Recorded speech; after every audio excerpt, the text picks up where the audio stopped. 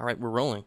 Hey everybody, before we get started, I just want to remind you this episode is brought to you by our patrons like Go Comics and Drago66. If you like what we do and want to see us do more, consider supporting us on Patreon. You can get episodes early and lots of other goodies, and it would really help us out. Thank you. You said that really fast. Yeah, I'm getting good at that. You know how many times I've fucking said that? It's a lot. Yeah, no. I feel you. But I was just listening to him. It was distinct. It was I was honestly like, I'm surprised he didn't trip over his tongue. I mean, I think Like, I I'm not ate a gonna syllable or two in there, but Yeah, but whatever. It was. I was able to understand you. See, cause everyone, you should know that last week, I recorded the Wanted for Tamamo no Mai. What you didn't know is that video was actually like 5 to 10 minutes longer, and I just cut out all me stuttering and swearing at me fucking up out. yeah, that's usually how I handle when I record stuff. It just went live today, but I recorded an episode on Star Wars X-Wing because there was some new news. There was a lot of fucking news because the video is like 30 minutes, and I thought, I'll just do a video real quick, and then I'm, stitching it together, and I'm like, oh my god, this is so long. I'm so sorry, listeners, I made this long. And yeah, no, like, when you record like individual segments, it's pretty easy, but yeah, no, it's just talking is rough sometimes. Yeah, like I enjoy doing it, but like I had to honestly, it took me 2 tries because the first time I recorded, I don't know, I think like another mic or something else was connected because it was just a fuck ton of reverb. It sounded cool, and I was all like, tee-hee, but I'm pretty sure that's not what we wanted in a YouTube channel. So I had to re-record it. And both times, like the second time I was better at it because I had gone through it once. And but still, it was all like just a few, especially when I had to say a name. Like, I'm sorry, like I can't say Tamamo no Mai like in a flow of conversation easily. I have to stop and think about it for a moment.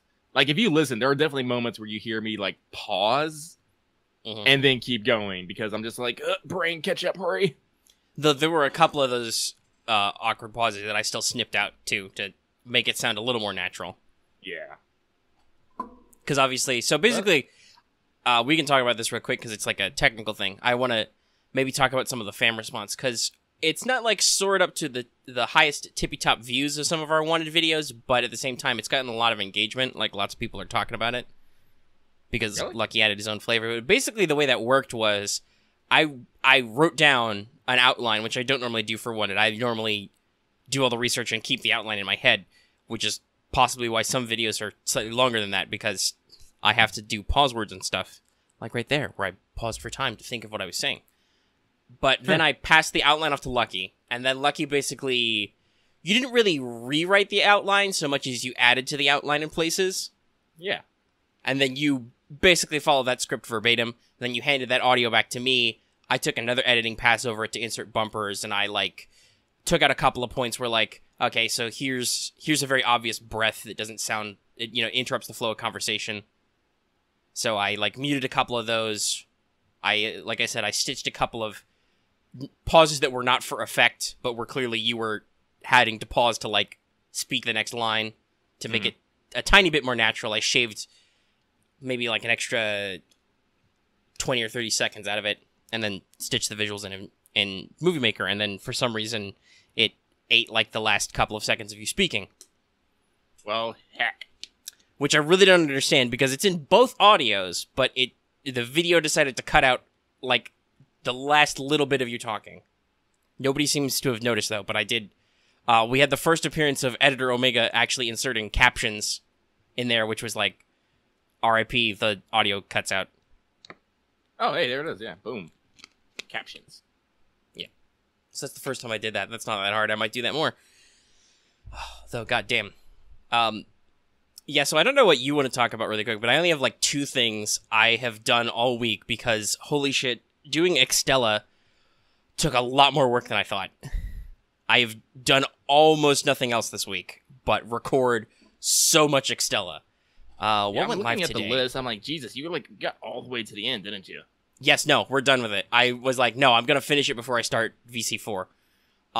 But so the one that just went live today was number 14. We go all the way to 20. And some of those are quite long. Like, number 20 itself is an hour 30. Oh, wow. Because I was like, I'm not fucking cutting this episode off. We're going to do all of them together. It's going to the end. But goddamn, yeah, no. Like, it took a lot more time. I probably could have finished it up like a day sooner, but my capture card decided it wanted to take a vacation. Which I can't blame it. It recorded like 2.5 hours that day. So there was an extra day of recording in there. But yeah, no. I've been doing that, just nonstop recording. Hopefully I don't sound like a complete goofus doing it, and the videos are still interesting. I'm sorry, I'm looking at the comments because I haven't looked at them, and it's like, lucky out of 10. And I'm like, I like this. Yeah, no. You got a lot of good flavor in there. Best pillow, best tell. Wow, people actually really did enjoy me just ranting about how much I like Tomomo. And it worked. I should do this more often. Uh-huh. I guess. I don't know. Something like that. Well, it was a good opportunity. It was a good opportunity for me to do it. Like all the incarnations of Tomomo before actual Tomomo, I didn't actually know about. So like Daji, Baosi, and Lady Kaio, I was like, God damn. Yeah, Tomo's character supposedly has a lot of history. Once again, Fate's a little weird. I don't know how much of that is literal, but at the same time, like, there's a couple times when you play Tomo's story that she's like, oh, you don't know about my secret curry mode. Well, like, actual Tomomo basically was a bunch of, I think it was like, I don't know if it was actually a Hokusai, but someone in that area decided to take all these legends of, like, evil fucking women supposedly possessed by an evil spirit, maybe a fox, and combine them into one mega yokai. Yeah, basically the definitive version is an Edo period story, which was collected by artists and authors, of which one was Hokusai, but I don't know if they were, like, the originator. Just, they did some of the woodblock prints. And basically they syncretized this one legend about Tomomo no Mai with all these other evil spirits, because there are a couple of fox spirit legends in, like, China and stuff too. Mm-hmm. And then that became the, like I said, definitive version. The original legend is, like, a period older and involves a different cast of characters a couple of times. It is much more simple. You know what I always find out crazy about mythology is that, like you can go through, like, a whole bunch of cultures and stuff, and a lot of mythology will have kind of the same patterns. Oh, yeah. That's, like, Joseph Campbell's A Hero with a Thousand Faces. You know, the hero's journey. There are so many mythological archetypes. I think every mythology that we have that's recorded has some iteration of, like, the journey to the underworld. Loads and loads of them have a flood. Like, there are so many archetypes that recur in human myth. Yep. Some mythologies are literally just bastardizations or reimaginings of other mythology. Because, like, you see this in because, like, remember, like, Omega, because this is what I've learned from Omega. Roman gods are based off of, well, you know, kind of incorporated Greek gods, and Greek gods are kind of what they ported over from Egypt. Well, yes and no. The Greeks had their religion before they encountered Egypt, but the Greeks were mastered of, oh, your god has these purviews and these domains. That's exactly like our god. They're the same god. So, like, there was a lot of relating of various Egyptian deities to, like, oh, Osiris is king of the gods, huh? He's like Zeus then, or something like that, you know? Yeah. So they did that a lot. But, yeah, still a lot of parallels, a lot of, you know, adaptation. In the case of the Greeks and the Romans, I think that was a very deliberate parallel because they were admiring their culture, so they deliberately parallelized their deities. But yeah, no, that happens a lot. You see that also a lot in the Middle East. Inanna became Ishtar in two different cultures, but she's functionally the same goddess. Just different names for similar legends. Mythology is grand, but sometimes confusing. Yeah. Which we run into a lot because we do an FGO podcast, so we talk a lot about folklore and mythology in lots of context, and boy howdy, that's confusing in its own right, and then it gets into Fate stuff, which has its own tropes and effects, which is confusing. The only thing I think that's worse than some of the Fate isms is, like, in terms of, like, understanding and relating the stories to people, is the unfortunate factor that lots of people have this bad habit of treating history and mythology like there's a definitive version out there, which is absolutely wrong. That is not how that works, guys. Okay, so, well, first of all, arguably, there's a whole lot of talk about, like, literary criticism and analysis to go on here, which I feel like is going to come up the next time we do that Gil versus the World video, because that is a thing we definitely need to bring up to people. People treat the quote-unquote the canon too much like it's like the fiction is a set, solid object. Like, it's rigid, it's fixed, except when the author says something later that wasn't in the original text, but because they're the author, it's taken as, as if God said it, kind of thing. A lot of times, actually, the original scripts or footnotes are referred to as, like, the Word of God or Bible, though. Like, that is a literal show business thing. Well, yeah, but I think the show Bible is different from, like, or a setting Bible is different from, like, quote-unquote Word of God. We take the Word of God as, like, well, the author said it, so... Oh, excuse me. That must matter the most. A setting Bible is like, so before we wrote this fiction, we detailed the entire setting and, like, here's what our hard and fast history was going in. That said, if it doesn't actually come out in the actual text of the work, it doesn't necessarily matter unless you are using it for a particular interpretation. But what I was going to get to with talking about, like, Fate and Nasuverse is just because an interpretation is new or different doesn't inherently make it wrong. It's still, so long as they're not necessarily confusing basic facts or things that appear objectively, if you can even say that, in a narrative work, all the interpretations are just interpretations, right? Yeah. Basically, like, everyone, like, reads a book and gets something different out of it. Mythology is the same. And if you retell or you tell your own version of it, just because you're newer, doesn't automatic. It's funny, despite the fact that in Nasuverse, older being better is a huge deal. Just because, Nasu or his scenario writers decided to write a different variation on the myth doesn't necessarily mean that they went against the original, some kind of sacred text. Well, actually, you get that just in anything nowadays, especially in media. Like, because, like, the saying, nothing new under the sun, and, we keep revisiting old franchises and IPs, trying to squeeze a little bit more out of them. So we're having remakes, reboots, sequels. Some of which are interesting, some of which are not. But, like, no matter what, they're always going to be a dedicated group of people going, oh, they're like, there's nothing like the original. And I'm just like, it's not supposed to be the original. Oh, yeah, we've had... Heck! I feel like WhatsApp was almost founded in our discussion of adaptation, right? Versus original work. That's something we started strongly with, because when we talk about anime, that's something we bring up a lot, because... making a whole anime is kind of a big budget thing, so usually they literally adjust. Like, I actually found out it costs about $2 million to make a season of anime. Yeah, so that's a lot of money. It's a lot of money. You can make that back, obviously, but you have to have a good product, which is why usually you see a lot of adaptations. You see animes of video games or light novels or manga.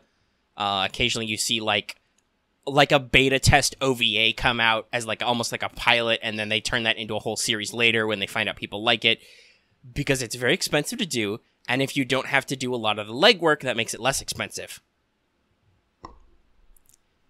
Also, hopefully they're just adapting a good story in the first place, but yeah, switching mediums, switching genres, that's always a whole thing. So yes,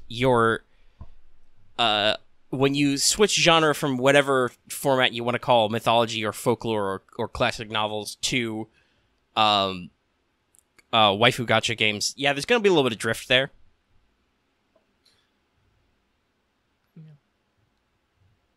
I think there has to be drift because, like, unfortunately, like this is when like a lot of games they take place in times where we don't actually understand, like us like cannot morally, socially, ethically understand the type of culture was back then there because back in the day, especially mythology, women like women, like that's a big one. Like either they're super powerful and you don't fuck with them, or they're not super powerful and you're gonna fuck with them. It's like it's usually like either or. Yeah, no, usually. and if you like apply, I've seen this a lot. If you apply lots of modern like standards to certain myths and stuff, you sometimes get like weird, deep-seated interpretations, which I don't hold a lot of necessary value of, like, okay, so in a modern context, the behavior of this character and this character is symbolic of this thing.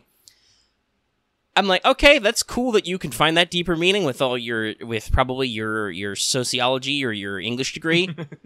I say that as my AA is in liberal arts, so I don't have a huge leg to stand on, but I guess what, that didn't help me. Drop it. I got no leg to stand on. I'll stand on whatever I got anyway. But yeah, I'm pretty sure when the poets or even the dudes just sitting around campfires telling the original oral versions of these myths, because some smartass asked him, "Why are there thunderbolts?" And then the smartest ass around the campfire was like, "Oh, you see, the god of thunder is he is really temperamental and lazy, so sometimes he just hurls thunderbolts at stuff because he just doesn't give a fuck." Seriously, that's like honestly, that's probably legit. All thunder gods, and everybody was like, "Yeah, no, that makes sense." He's Back killing in the day, monsters, or he's just angry science. at the ground. Fuck this. Fuck this tree in particular. Fuck that. Well, guess that tree pissed that god off. And then so that's lots of mythology starts as kind of like there's a specific word for it, but it's an explanation of a natural phenomena. Like, why does this plant exist? Why do these people exist? Why don't we go over that mountain range? Oh, there's giants in those mountains. There's probably not actually giants in those mountains, but maybe somebody had an avalanche fall on them and they turned it into, oh my god, there are giants throwing rocks in those mountains. Don't you remember like on all the old maps, like I don't know if this actually was on there, but they always have that thing that said "Here be dragons." Usually be like off in the fucking corner where no one ever fucking goes. Yeah, I think that's a slight anachronism that was later, but yes, no, they were totally shit. Like, "Here be lions" was the actual classic Latin version of that. If you like go below North Africa, they're just like, yeah, there's just fucking lions there, don't go there. Which evolved later to like "Here be dragons" and other more mythological creatures. So yeah, dragons. A big chunk of myths are just to explain natural phenomena, and then you get into like folk heroes or tutelary deities and stuff, which is usually, why is our city or our country or our mountain or whatever so cool and sacred and you should come here? It's like almost like an ancient form of tourism drive, which is like, oh, so the guy who founded our city is the grandson of this great hero who was the son of this god, so that's why we worship this god and that hero in this city, and we're super cool. Don't fuck with us. Like, the ancient Greek mythology is crawling with kings and queens and descendants of various gods and heroes and stuff. Just, it seems for no other reason than we needed a genealogical explanation for how we got here that nobody remembers because nobody wrote it the fuck down. We are blessed to live in an age where so much information is stored in a readily accessible and near infinite format that you can in fact sit down and look at myths and go, yes, this is an extrapolation of the fundamental primal fear of losing one's mother. Like, maybe they thought about that, but I bet it wasn't that deep at the time. I was like, I'm pretty sure this guy just wanted to tell some cool stories, maybe get laid, and, not get in a fight for some odd fucking reason. Like, honestly, I like mythology, but in the end, I treat them like any other story. And that's a really good thing. Actually, I was just thinking about this now, because I talked about, like, I was thinking about when talking about, like, the deeper storytelling. So when I look up a lot of like mythological topics, which I do occasionally, either for funds or sometimes for writing, or because we get into a fucking discussion on the Discord usually about Fate stuff, I will go look at my sources. At the very minimum, I will skim Wikipedia and like look for like outstretches. Like, okay, so what myths are there? Okay, so that's that myth. So I can like maybe I can track down a translation or something. I can bust out my textbooks if I have to. But you see this a lot. You see like, oh, so there's a novel or there's a play that's about a retelling of these events, or, you know, a perspective flip or something. Very popular. But you know what? The ancients did that too. That's what most Greek plays are about. Like, technically it's an alternate form of fiction. That's taking something that was like an oral history or maybe a poetic tradition, and then they were like, and then let's put this shit in a 3 or 4 act play format.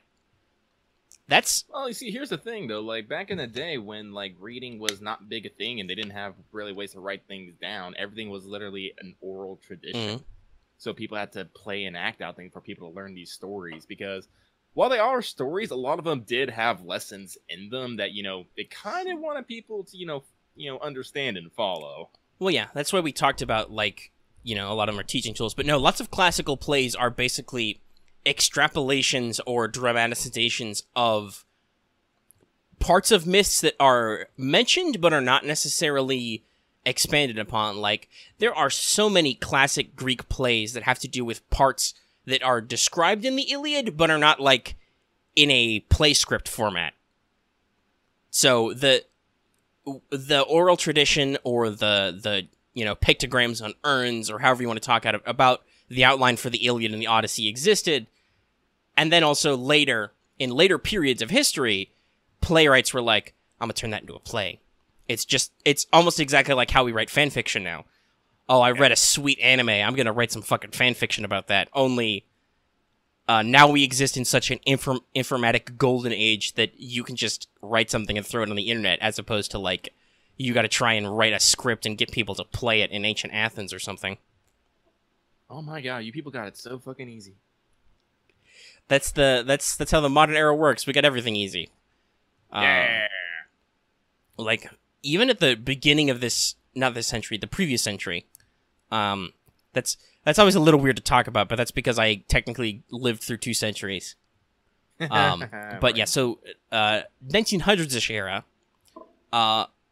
literacy was not great in a lot of places. Even in Europe. Now, I think most places have a decent literacy rate and are actively working to improve it, at least. I should actually check what world literacy is like.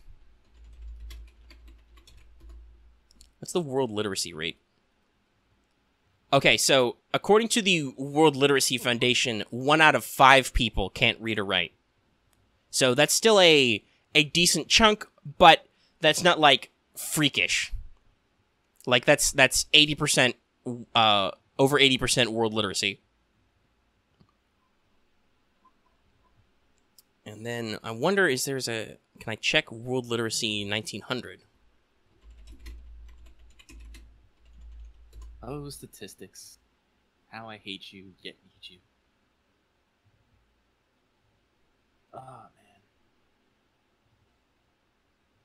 While he looks that up, I guess I will... So, most of the world was 30% or less. Oh, wow. And even in countries like the US and many parts of Europe was like somewhere around 70%.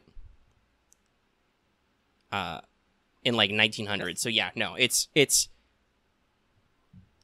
if the world average literacy is now 80%, that's a huge bump. Yeah. Because I'm looking at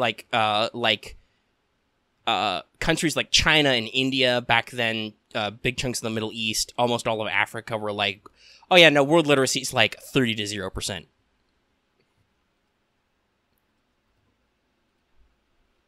So yeah, what were you going to say while I looked that up, even though I looked that up?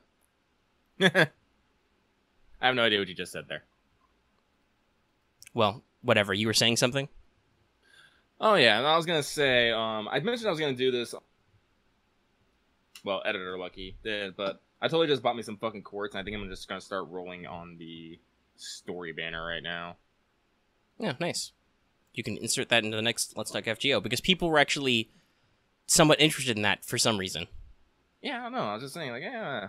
Because I already got an MP2 Tomomo. I'm like, I could roll on this banner, but I'll probably get swarmed with fucking Carmillas. So I have nothing to roll on. Well, I mean, I have lots of courts to roll, but I have nothing to roll on this banner for, so. Blood Oath. Stick to it. Stick to it. I'm sticking. I got over 100 courts saved up. Yeah, nice.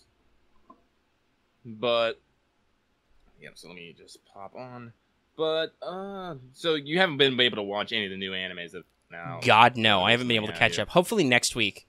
Because I assumed you were going to want to talk about anime. The second thing that I managed to accomplish this week was I finally fucking started Valkyria Chronicles 4. Yeah! I'm only a couple chapters in. I stopped at the first block of interludes after chapter 2. Because the videos are long. But I recorded them. They're not fully uploaded yet. I'm not sure what we're gonna do about the schedule. I think I'm gonna let a couple more episodes of Extella come out. Then I'm gonna start alternating on what is released. And 10 summon. So we'll try that out. Obviously, that will probably still be a couple more days of nothing but Extella by the time this audio and visual drops. So there's that. But yeah, no, I started. I'm only a little bit in. I gotta say, it's weird. The videos are way longer, but recording them definitely doesn't feel like it. It's just playing VC4 and basically muttering to myself feels so much more natural at some points than recording Extella did. Here's the thing, like, Valkyria Chronicles 4, it's a hard game, but it's an easy game to play. Because you're basically, like, everything's front-loaded on your tactics, but like actually getting through your menus, moving your characters, doing all that stuff, it's simple. It's super simple.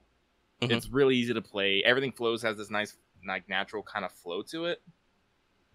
Part of it might just be because fun. we're old hands at the franchise. Yeah, no, that's so weird. Like, I could have literally gone, like, they changed almost nothing. Oh yeah, no. I mean, like I know I played VC1 remastered recently, like probably within this year, but still, it's like, what's up? Yeah, man? It flows so well. Hell, even, I mean, I'll say this. At least as of now, I'm a little disappointed that it seems like after 3 more games, the only class they've decided to add and stay added was Grenadiers, even though they're great. Like, that saddens me a little that your tactics only basically went up by 1 tool. But, well, I say, like, you even then, more things later. Okay, well, we'll see if we get some more stuff. I know from playing skirmishes that there's definitely a second tank coming. Because they have, like... do you want, like... So, I'll give you a little bit, but, like, you not also get another tank, you get a smaller tank, but you also get an APC. Oh, cool, because I've heard that you can use that in your... That's been in previous games, in previous sequels, so that'll be interesting. I'd love that, because... later you get a... You get, like, command of a battleship, and you can, like, upgrade its abilities, so you can, like, do radar and bombardments and stuff. All right, that's also cool. I know they talked about that in some of the trailers, and obviously I've seen in the story that there are naval personnel around. Also, I said this to myself because when you play the game, the little pregame map is way the fuck up in the north, and then I'm still way the fuck down. I'm still south of Gallia. I'm like, I think you're giving a little bit away, game, because I'm nowhere near that fucking region yet. But okay, and obviously a lot of that's coastal, so. I assume that's when it'll come in. But yeah, no, so... The story's like... Well, I was just going to say real quick, the gameplay additions are good. They feel natural. Like, Grenadiers fit in perfectly. You're like, okay, so you move slow. You have a long setup animation, but... Oh my god, indirect fire. Holy shit. It's so cool to be able to be like, well, I can't see you, but somebody else can, so you're dead. Or, when they do interception fire. Holy shit. I collateraled a Lancer... during a skirmish, sadly, so it wasn't on camera, but Riley was shooting at a heavy tank that was moving, and a Lancer happened to be standing next to its position where it stopped, and he just got wiped. He got blown the fuck up. That's great.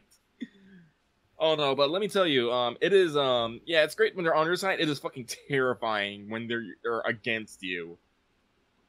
No, like, I remember the first time one of my characters got hit by a mortar, it was, like, it was actually kind of scary, because, like, your character goes flying, like the screen gets blurry, just ringing in your ears, and when you get up, everything's all like slow mo, and you're like, oh my god, because the mortars are still coming. It's like, no, no, go, go. Yeah, they weren't. Well, I mean, you can like use. They roundabout warn you about that because they say when you put interception fire from grenadiers, it will slow the enemy down. But still, wow, yeah, okay, that is spooky. I quickly learned that roofs are great. Like they'll actually have them like dispersed, like in some maps they'll have them dispersed where you can run a unit undercover, and they'll be safe. That's good game design. So like, yeah, it is. It's like really good game design. Also, I've noticed that the mortars are sometimes a little weird when it comes to height and terrain. Yeah. And sometimes tanks get off shots that... Oh, gold. Sometimes tanks get off shots that I really don't think they should. It's like, how the fuck did you shoot? It's a saber. What the fuck? Oh, it's Dion. What's up?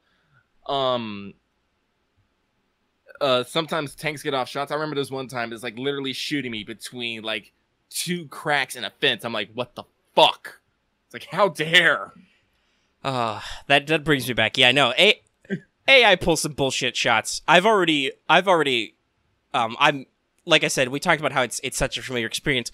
Oh boy, early game VC. That's a real experience.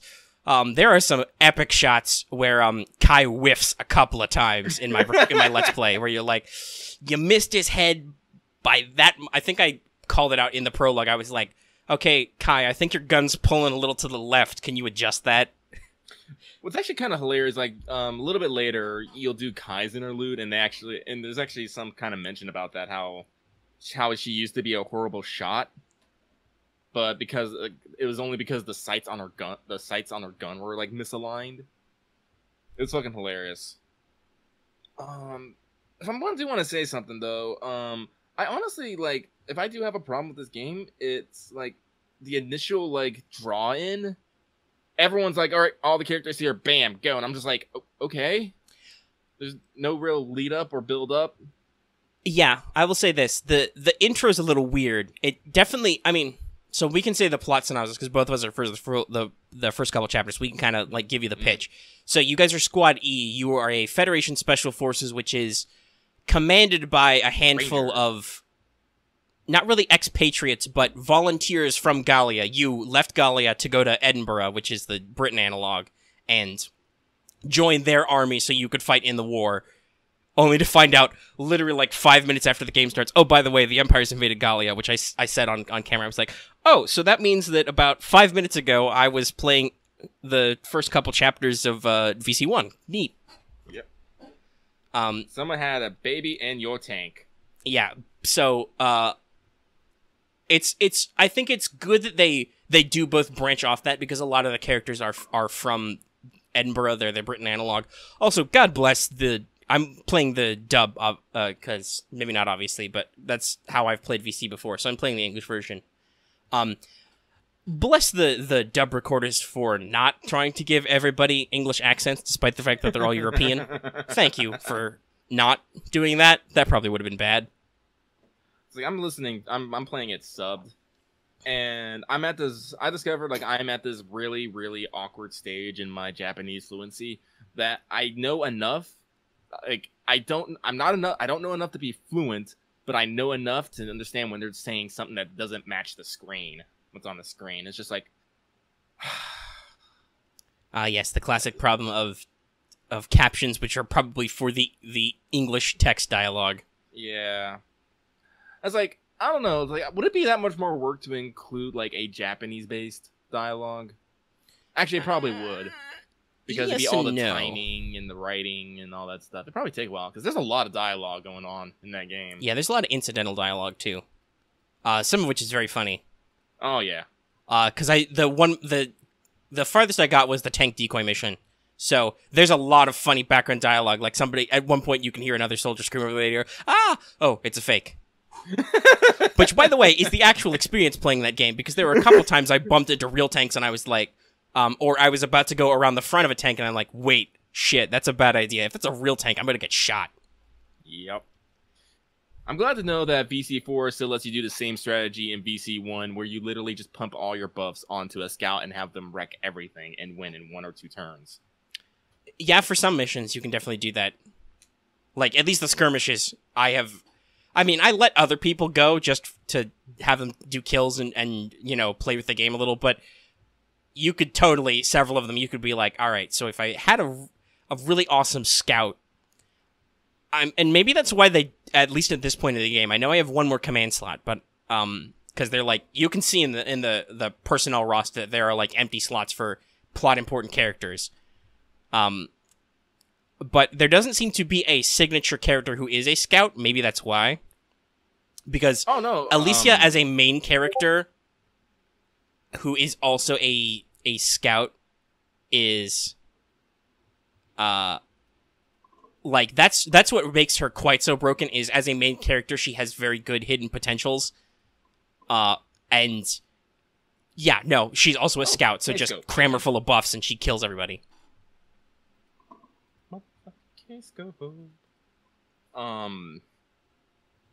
I guess I can explore a little bit later. Minerva, she joins your squad. She's a scout. Is she less of a hard ass then? No, she's more. God damn it. That's my one complaint. I literally said this playing the game. I'm like, Minerva, your design is so cute, but my God, you're such a hard ass. Please stop. Relax. Well, actually, it makes sense. Like, no, it kind of makes sense, but still, like actually, this was something that actually, because like the week the game came out, an article was linked about how fucking sexist and misogynistic VC4 was, because, you know, like, a guy grabs Kai's ass, just bam, and they just zoom in on that sweet tush action. And I was like, when I first read it, I kind of just mostly disregarded it as feminist bias. But like, as I've played the game a bit more, it's like, I still consider it feminist bias, but I understand that, like, they definitely at least had a leg to stand on. Because, like, here's the thing about Minerva, because she's like literally one of my favorite characters. But she comes from a well-distinguished military families, had a military upbringing, was sent to the same military academy as Claude, has literally the best, most well-disciplined squad out of all their ranks, and yet for some odd reason, Claude still manages to just pass her in every aspect. Which is a fairly classic archetype, and honestly, there probably is a little bit of, like, of social bias. I mean, like, if it was a dude with Minerva's personality, like, if you just cut the hair short and remove the boobs, I would be like, you're still a hard ass. But yeah, I could definitely see some people be like, God, what a bitch. Yeah. The character archetype is gender neutral, but I can see that some people might think, some people who have certain biases or previous experiences might react extra poorly to it because she is a lady.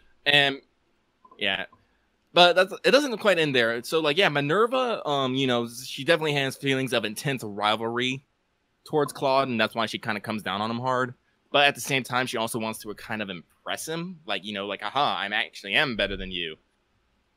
And, you know, I think it's cute, and I ship them together, like, totally. But then I realized something, like, when Minerva actually joins the squad. Minerva is one of the only characters who wears a skirt in this game. There are two characters who wear a skirt. Riley, one's Minerva. Riley wears leggings. On that, and has a big, you know, ammo case to haul around, you know, kind of cover herself up a bit. Minerva does not. Minerva doesn't, like, wear leggings. Minerva's just, Minerva's favorite color is black, apparently. Oh my. Yeah, that's something you discover when she's crawling around on the fucking grass. Which it happens a lot as a scout. Yeah. I will say, though, like, I mean, you know, pants or no pants doesn't necessarily mean anything, because Kai wears pants, but I'm pretty sure they're painted onto her. Which, I gotta be honest, listen, I'm a guy who's alive, I have a pulse. Kai's butt is nice. Also, she's a great character. Kai for best girl. I love how her fucking hat ear flaps, you know, that would normally keep your ears warm, when they stick straight up, they look like animal ears. They do. She's fucking honestly amazing. Like Kai and Minerva, I'm just like, oh my God, that's so good. Well, I mean, here's the thing: if Raita comes out with a Daki, I don't know which one I would choose. I honestly don't. Hasn't he done that already? I feel like he has. Well, he's done a docu for Valkyria from 1. He did one for a character in BC2. I can't remember her name because I never played the game. Yeah. So I'll find the images and I'll show you later. Interesting. So I just looked up because I needed to remind myself. I just looked up Alicia's original design. So she has the Galleon skirt uniform with the weird hip armor, but she's got the boots and thigh socks. Yeah. You know, the high boot sock look. Very small absolute territory. And then so Varia is the same. When I understood that, I'm like, yeah. Oh no, Varia's got leggings that go all the way up. That's right. Yeah. She's wearing leggings and like a long shirt. Okay. Scroll on up. There we go. Also the butt. Man. Good butt. I mean, Snake. That's another thing. Like, if you want to talk about like classic sneaking butts, Snake has had that cornered for a long time. Yeah, I mean, like, I remember when they were talking about like in Smash how they brought back Snake and they didn't bring back Snake's butt, and everyone's all like, "This is the crying shame." Mm-hmm. It's like that man had some glutes. He worked hard. Yeah, that is a little interesting. That like, because I have talked about this before. I really do like the armor variation in this game. Like, I mean, I think the fact that they have an equip, at least at the moment, the fact that they have an equip slot for armor that at the moment means nothing to me, other than just there are 3 types of armor I have to buy to improve now as opposed to 2. The actual design and variation for like these guys are Federation soldiers. They're equipped differently than the Galleon militia were, and so on and so forth. And they still look distinct from the Imperials, obviously, and they have their own looks and so on. Like, I praise that because that's a really good. You can tell, I guess, what characters the designers of the game are like. Yes, this will sell. We will make merchandising money off this. Mwahaha. Mwahaha. All right. Well, we'll learn some things about Minerva on camera and hopefully not get demonetized. Yeah. Like, I'm gonna be honest. There are. I take a couple of opportunities to swing some low angle camera shots on Kai. How can you not? Like, surprisingly, you know who's been like a super effective character for me? Neji. Like, I actually had to post a video of the shot I took with her once. Oh yeah, I saw that on Twitter. Yeah. Basically, what had happened is I put her up in a nest, and I was trying. I was doing anti-sniper shots because Jesus fucking Christ, take off the yeah, in war distance sucks. Game. You always want to outrange your enemy. That's why snipers and I assume grenadiers suck, is because they can hit you from across the fucking map. Yeah, fuck that. Oh, great. I got MP2 Orion now.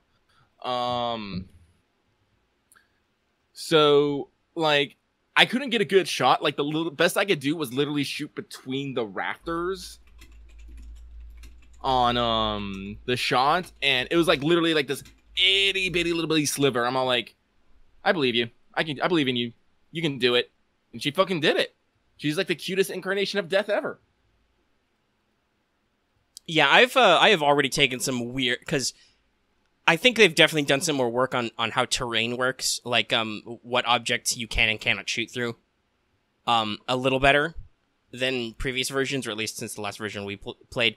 I have done some interesting shots between fence posts with like scouts and snipers. The chapter 2 map, Rain, like the first half of it is all in fog, so you can't see fucking shit. And so is the skirmish version. So I've had Kai take some just, okay, the game says that there's a guy over there, and I'm pretty sure you're pointed at his head. Just take the shot. And it works sometimes. Yeah. It's great. As I said, I'm having a lot of fun, but I think one of the strongest things about VC4 right now, I feel, is that it's a game I can easily put down and pick up again, probably without losing my fucking place. Yeah, no, it's great. You can just, okay, did I save after a chapter? Did I save before a chapter? All right, we'll play the next one. I need to grind, do some skirmishes, It's like, that's fun. Like really for people who are curious, I will probably mostly do skirmishes, like, either off recording or I'll occasionally just, like, maybe stream them. But honestly, because like you do need to go back and grind a little bit sometimes. Mm-hmm. No, I had to grind because I finally got to check out the mess hall, and it's like, oh, you can get the medevac order for like 500 EXP, and I'm like, shit, I spent it on my EXP. There are a lot of quality of life improvements in 4, which I don't know were in previous versions because, like we like to say, exile to the PSP. The fact that it lets you know when you're leveling up units whether or not you're going to get an order or a new battle potential next, fucking amazing.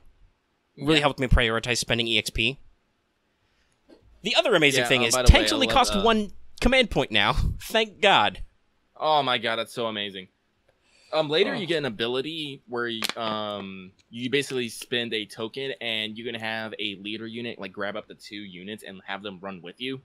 Nice. So basically, what happens? Like you can only get like where I am in the story, you only get 1 a turn. But if I grab like someone like Minerva, I can literally grab 2. I can't think of their fucking names now. What are the fucking assault troopers called?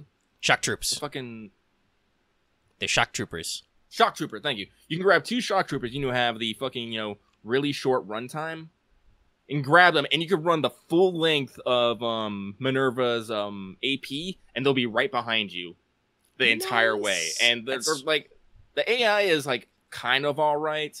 Like if you get down to the grass, once they get into the grass, they'll go down. If you go up ladders, they'll go up a ladder. Like they'll follow you, and it's usually pretty good because whatever you shoot at, they'll shoot at. Because like they have this system now where basically you can now co-op fire. If like someone like really likes you, like really likes each other, or just like leaders and stuff, they'll just like bang, bang, bang, bang, bang, bang, bang, bang. Well, yeah, that was in VC4. I mean VC1 co-op fire. Yeah. Oh, I didn't know that. Well, I think it is once again only with like people you like. You will co-op fire, or maybe you'll only co-op fire well. But it's a system. I know, but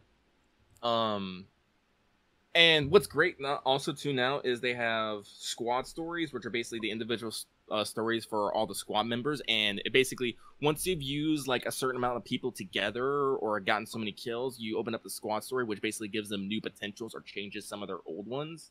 Oh, thank God. Fucking because I gotta say this really quick before you explain something cool. I'm sure. I looked over everybody's potentials when we started the game. I'm a little disappointed in Squad 8 compared to Squad 7. I feel like there's a lot of... I mean, it's probably because a lot of people's second good potential are still hidden, but I feel like there's a lot more people with really shitty sounding bad potentials. Like, if you take interception fire, your defense goes down. Or, besides the usuals like can't be near Darkson, can't be near men, can't be near women, but stuff like, all kinds of stuff like just... failing to kill an enemy it makes you depressed and you lose all your AP and stuff like that. I'm like, wow. Oh, yeah, Nage has one called Stage Fright, where just like suddenly randomly she'll get terrified and she just stops wherever she stands, and that's when you have to end your turn. I have using the units a little more. I've gotten a little more used to them. Like some of them, like I think it's like Rosetta has Pacifist, which was that was the thing that was in 1. There was a sniper who had Pacifist, but she also gets like anti-personnel bonus damage sometimes, so it works out. It's just you have to like carefully consider what you're doing with each unit. So if like a unit has like Pacifist, you're like, okay, so I only want you to shoot when I'm absolutely sure your turn is done, because if you kill somebody in Pacifist procs, you're gonna freeze, and that's gonna suck. Yeah. So like, I've only completed like 2 squad stories right now. I've completed the ones for God, I can't remember her fucking name. Jester Connor and the crazy woman doctor.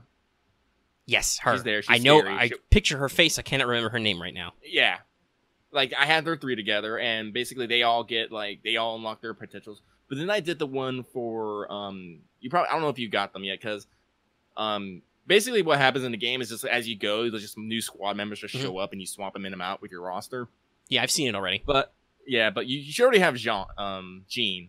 Yes. The big black, I will fucking punch you to death. Yeah, got her. I think I got somebody she's friends with too. Yeah. Oh yeah, that's a Viola who seems super rebel. There are a couple of cool archetypes they've added. Like I miss some of my favorite squaddies from 1, but there's some new ones. Like there's this one shock trooper girl Farrier with the iron mask. No, I'm about to tell you. I've done her like if you do John, it's Jean, Stanley, and Farrier. You find out why she has that iron mask. Neat. Is it just because she's shy? No. Nice. But also the fact that this character design, we're not kidding. The girl has the typical like anime Twin Tails haircut, but crammed she's wearing a fucking iron mask. It's actually locked on. She can't take it off. But yeah, no, it's oh boy, like they've done a lot with the character designs. Like I got the you get a when after the first chapter where Riley helps you, she doesn't actually join your team for reals until after you beat the next story because lots of baggage. So much baggage. It was very easy to tell she had baggage when the game started. Also, literally, before you even get to any explanation in the story, if you look at her squad mate, one of her potentials is pyrophobia, so you know she has problems. And I don't know how she eats her drinks, but I think there is a hidden potential where her defense is increased just because she has she does definitely have a defense. She's resistant to interception fire. Yeah, that's what it was. Which is always fun.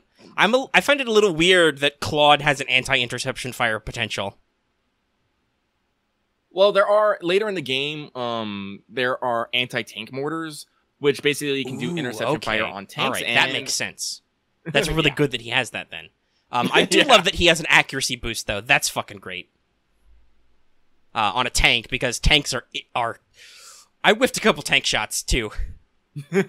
Like, I'm expecting them to whiff, but still, it hurts. Because sometimes you're dead on there, and sometimes you're just like, nope, you missed. You missed a long, long way.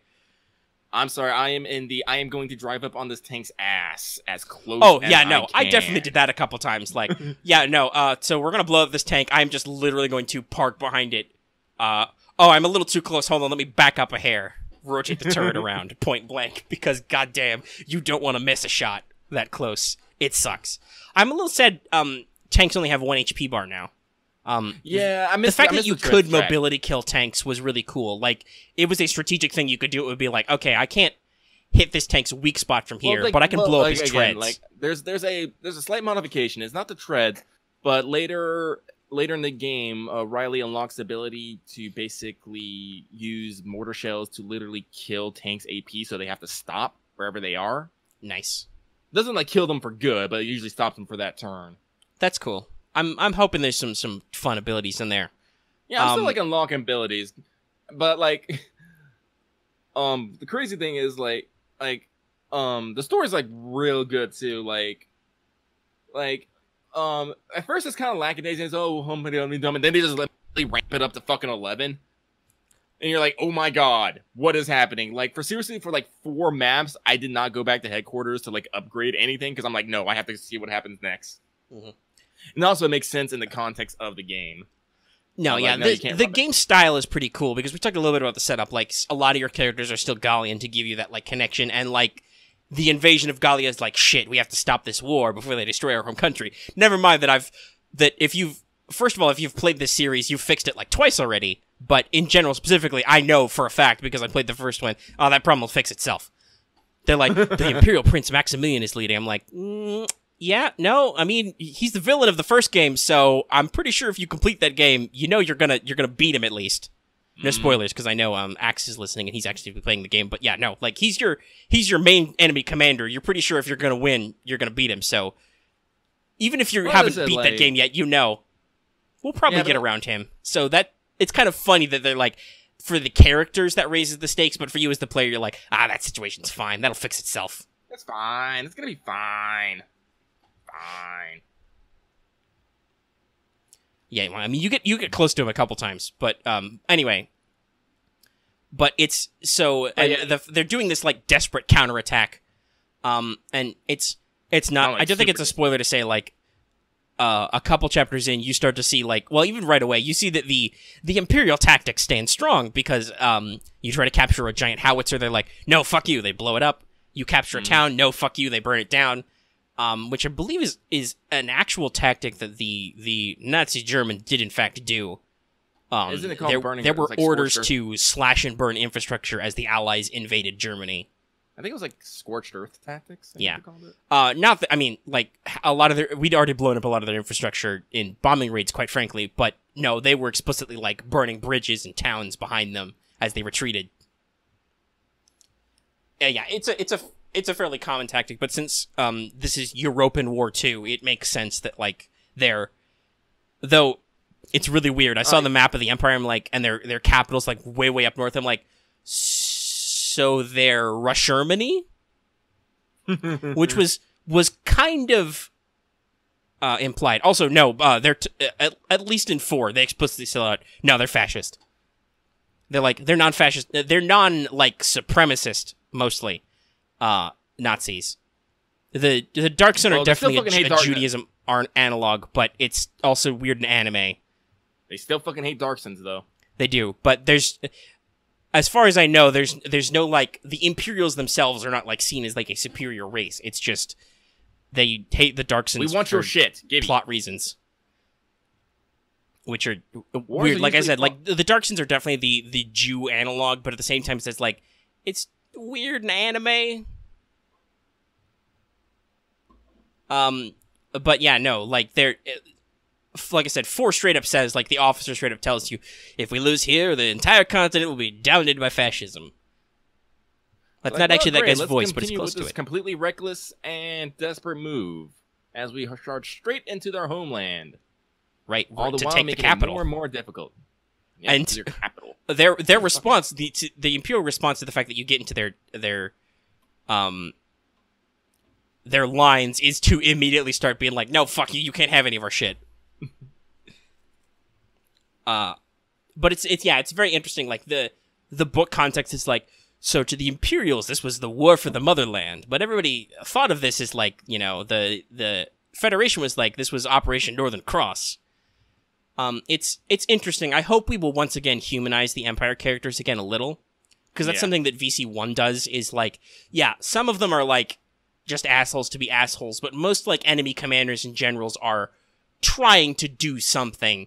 They just happen to be part of a military dictatorship, so that means everything they do is war. See, here's the thing, like, I heard this line in Legend of the Galactic Heroes, which is a really old anime, but, oh god, how'd it go? Like, wars are usually fought, like, not between a good versus evil, but a good versus good. Because, remember, whatever side you're on, usually you believe you are on the right side. Mm-hmm. It's the other person who's on the wrong side.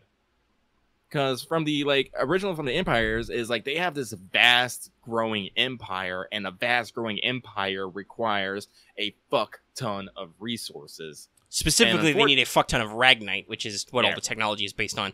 And it's apparently getting limited, so they start invading places to get more Ragnite. Yeah. And it seems pretty efficient for them there, because they're doing pretty good when the game starts. Like, your commanding officer straight up says, yeah, if we don't do something new soon, they're going to kick our ass. Mm-hmm. And so your response is a desperate counterattack. It is super desperate. Things get real desperate. Oh my god, they're desperate. Oh, but yeah, no, I pegged that right away when the opening segments played. They're like, okay, so you just see your guys, like, going through the snow, looking grim. Well, and also just they're like opening the first lines of the game are like, war changed us. That, we didn't, I don't remember the exact line, but it's stuff like, we didn't see real war yet or whatever, and it's a little weird. I don't know if it's just because of the way they're dubbed in English, but the main characters feel. I mean, okay, so they're in their early 20s. That is kind of young, but they definitely feel... Are you kidding? Neji is 16 years old. She's a some of your squaddies are, but I mean the main characters like like Claude, Kai, Raz, they're all in their they're like 22, 23. I think it's funny actually, depending on the relationship. Claude is actually like 23 and Riley is 22. I would have thought that was the other way around, the way they act. But yeah, no, they're all in their early 20s. Like but they feel very youngly written. Like, they could easily be, like, late teens characters, like, just out of high school. Some of your squaddies are, just like in VC1, are like, oh, yeah, no, they're, like, 17 or 18. But they they feel a little like extra young and innocent. And I'm like, I look at their ages and I'm like, really? I would have pegged you as a couple years younger. Mm-hmm. Especially considering these people decided to leave their homeland to join another country's army because they wanted to fight this war. Like that feels like they are acting a little younger than they should be. But maybe that's kind of the point. Claude, at the very least, definitely he's a little touchy-feely. He has his reasons. I'm sure we'll get there, but like, you know, like people, he's got a little bit of that touchy-feeliness to him, and I like that he's different from Welkin though, because while Welkin had like his weird nerdiness to him, he also applied his very educated mind in very technical ways. Like he would, you know, he actually thought like, oh, I know because of the way the river is made that the river is shallow enough we could drive along the bottom here. Or a couple of other tactics where he realizes things based on the way nature is, and he applies his learning that way to war. Claude doesn't seem as technically educated, but he's definitely got a lot of that right, like instinct. Mm-hmm. Like he literally is able to listen and feel based on the way the atmosphere changes. Like, wait, hold on, something's wrong here. Like, and that's one of his potentials is wind talk that gives him his added accuracy. Yep. So I like that he's different, but it's also it's maybe it's just that he's written that way to be a good viewpoint character, because I'm sure in both here and Japan, not a lot of people are familiar necessarily with the warfares as such. Yeah. But I said this on mic, but to me, Raz is perfectly normal. Like, I've met actual ex-soldiers, and I've seen like I've seen stories which they're dramatized, but they're based on real like I read novels and memoirs, and like if you watch Generation Kill and stuff, that's a pretty good representation. Like, that dude's just an infantryman, yeah. Like, he's got a lot of bravado. He's got a lot of front. Yes, he's very down to clown with any attractive woman he meets, because he's probably he doesn't think he's gonna die, but he could get shot tomorrow. Who cares? She can get shot tomorrow. Who knows? He's living his life to the fullest, like right away, because he is all, you know, testosterone and adrenaline. And I'm like, yeah, no, that's perfectly normal. That's I have met ex-soldiers, you know, and I have seen and read works from their perspective. That's what a grunt is like a lot of the time. They taught him to carry his gun and shoot people, and so when he is not shooting people, he's still on his one setting, basically. Yeah.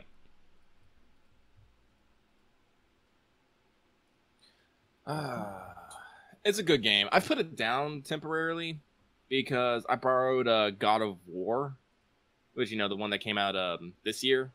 You know, super good reviews. I'm gonna tell you right now, it fucking earned them. Holy shit, this game is amazing.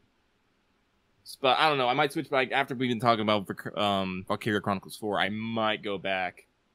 The only thing is, I'm not really interested in continuing on the story right now, because I got to a part where, like, I finally sat down. I'm like, oh, I need to upgrade everything, and I don't have enough. So I've been running back and doing the one scout all buff tactics to, like, get my other ranks up to A. Because, like, the higher rank you get, you just get more bonus cash and experience. I'm like, I can just use that. Get everything up, and then I'll go back to the story, because, oh boy, like, where are you in the story, Omega? Well, like I said, I'm just done with chapter 2. Okay, so you're not even nowhere. You're nowhere close. But, like, at some point, well, I'm pretty sure it's like everything goes south, and like the tension just keeps ratcheting tighter and tighter and tighter and tighter, and you're like, oh my god! And I just got to the point where they did the tension break. And I'm just like, oh my god, I can't right now. I just can't. I need to go back. I need to go back to happier times and shoot things when everything was okay and I had complete and utter superiority. Nice. Because I'm not gonna make this too much. But at one point in the game, you have to go through winter maps without your winter gear. And yeah. I mean, on the one hand, I love that the game has expanded into weather effects, like the mist effect we talked about before that's in one of the early maps and one of the skirmish maps. At the same time, I'm like, Oh man, no. You know what's super fucking crazy that I love? The snow, like, I don't know how much work they put into the snow effect, but they are fucking amazing. That's like, great. I love that you- they have definitely, they know what people would want out of this type of game. Well, no, here's Like, the thing, like...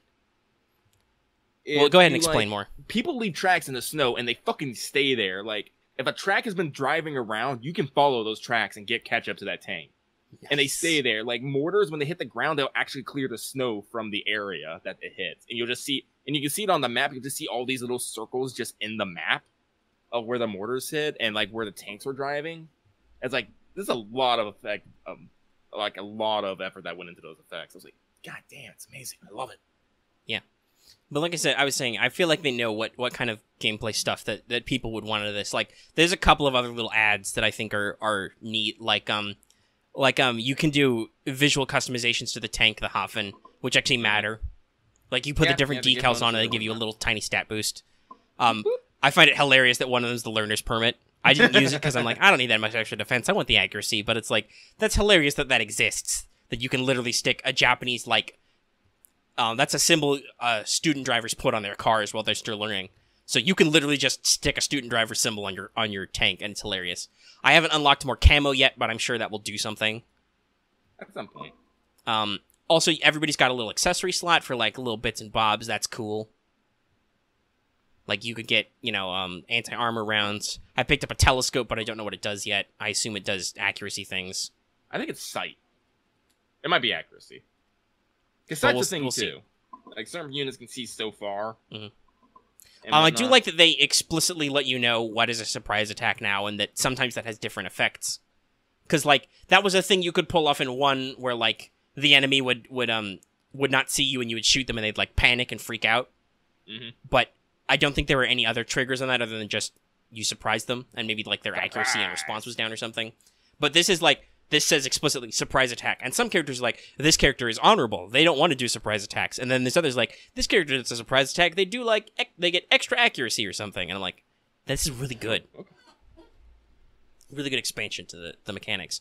I want you to talk about God of War a little bit now, maybe, but if you want to. But I wanted to really quick point, just add that, as expected, probably, but playing VC4 did kind of make me think about some more ideas for Mages of War stuff, and I added a couple extra quirks.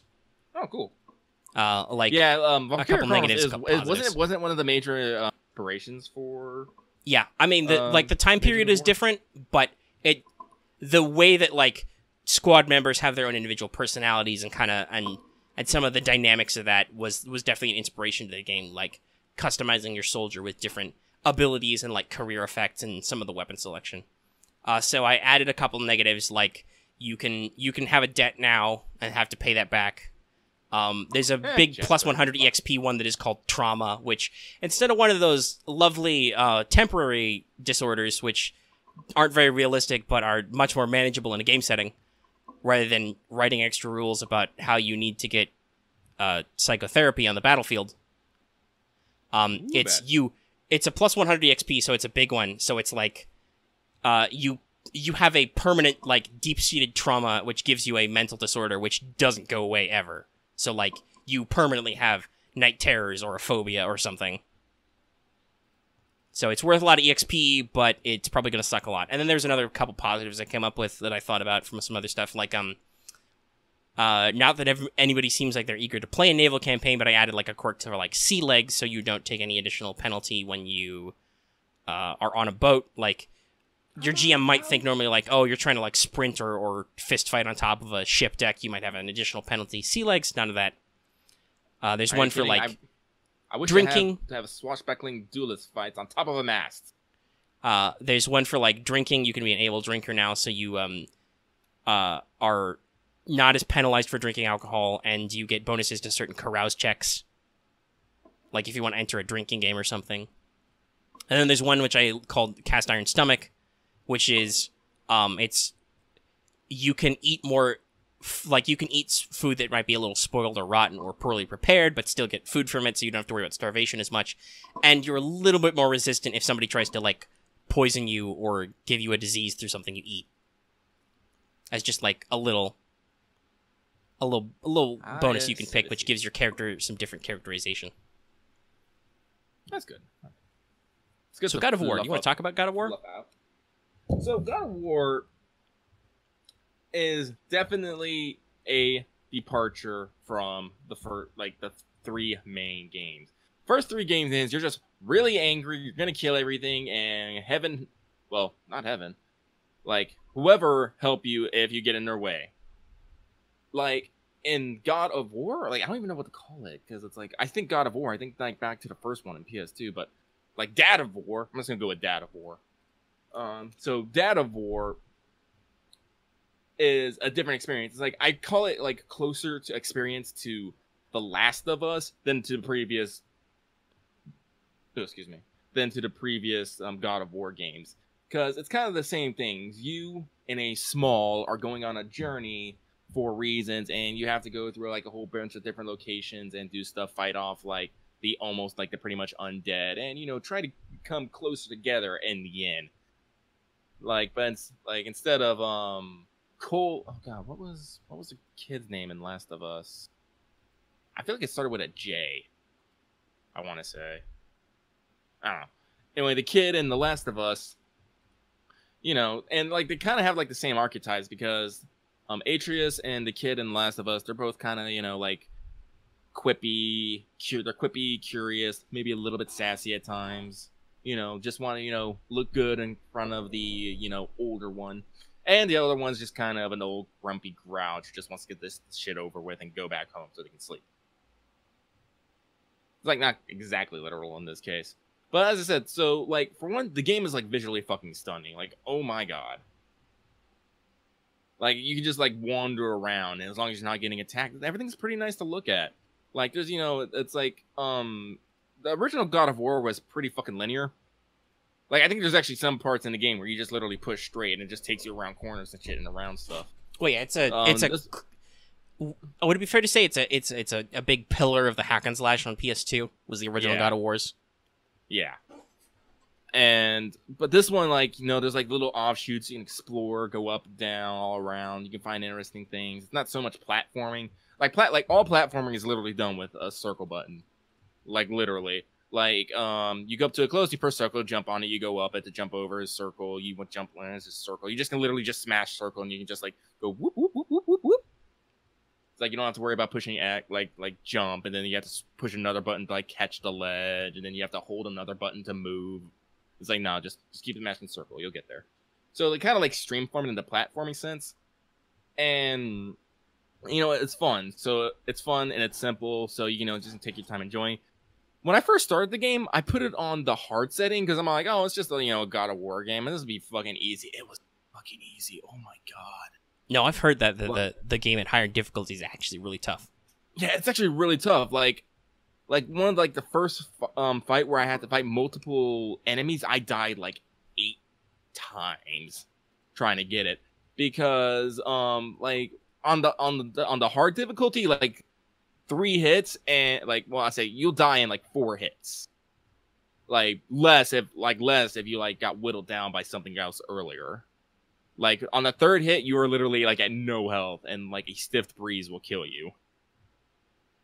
And so like I kept doing it. I was making progress. Like I did like one of the first I did the first 2 boss fights on hard. Oh man, the second boss fight when you is like amazing.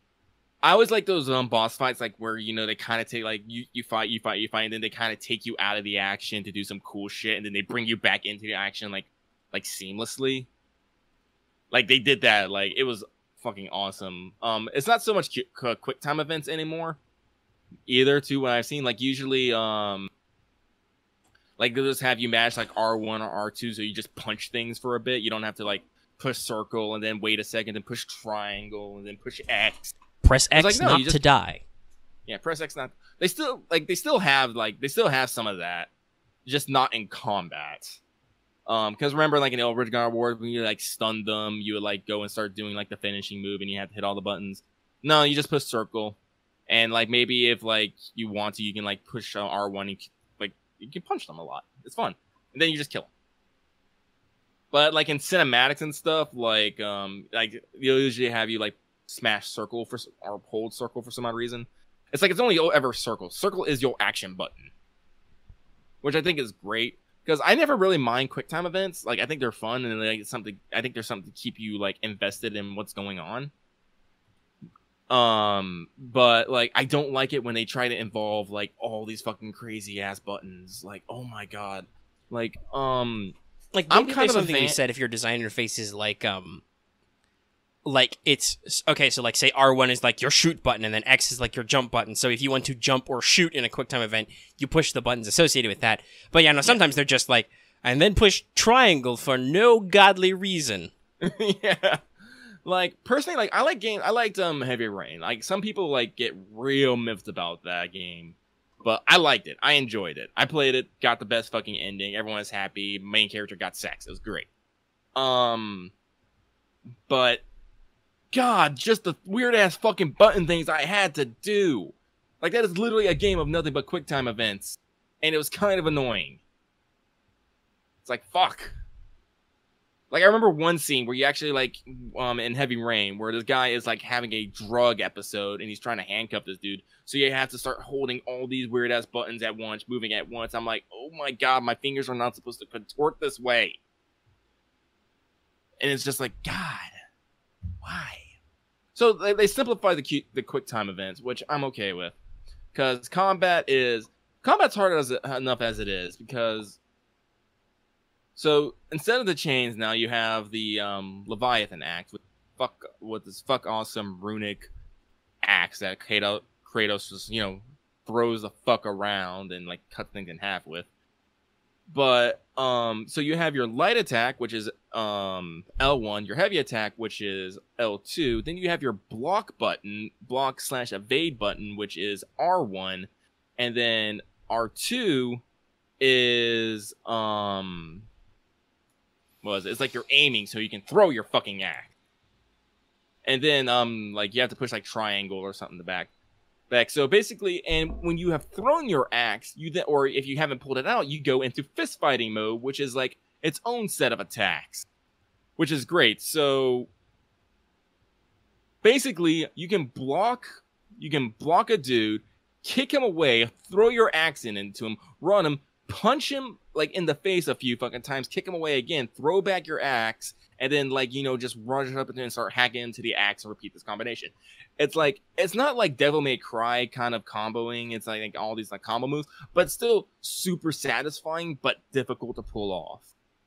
It's like it's amazing. And when you throw the boy into it, it gets even more crazy because the boy can learn abilities that like affect in combat. Like at one point he learns how to choke enemies. So if you go up while he's choking an enemy and do the heavy attack, which will knock him in the air, he will do an additional attack while they're in the air, and you can go and continue on the combo.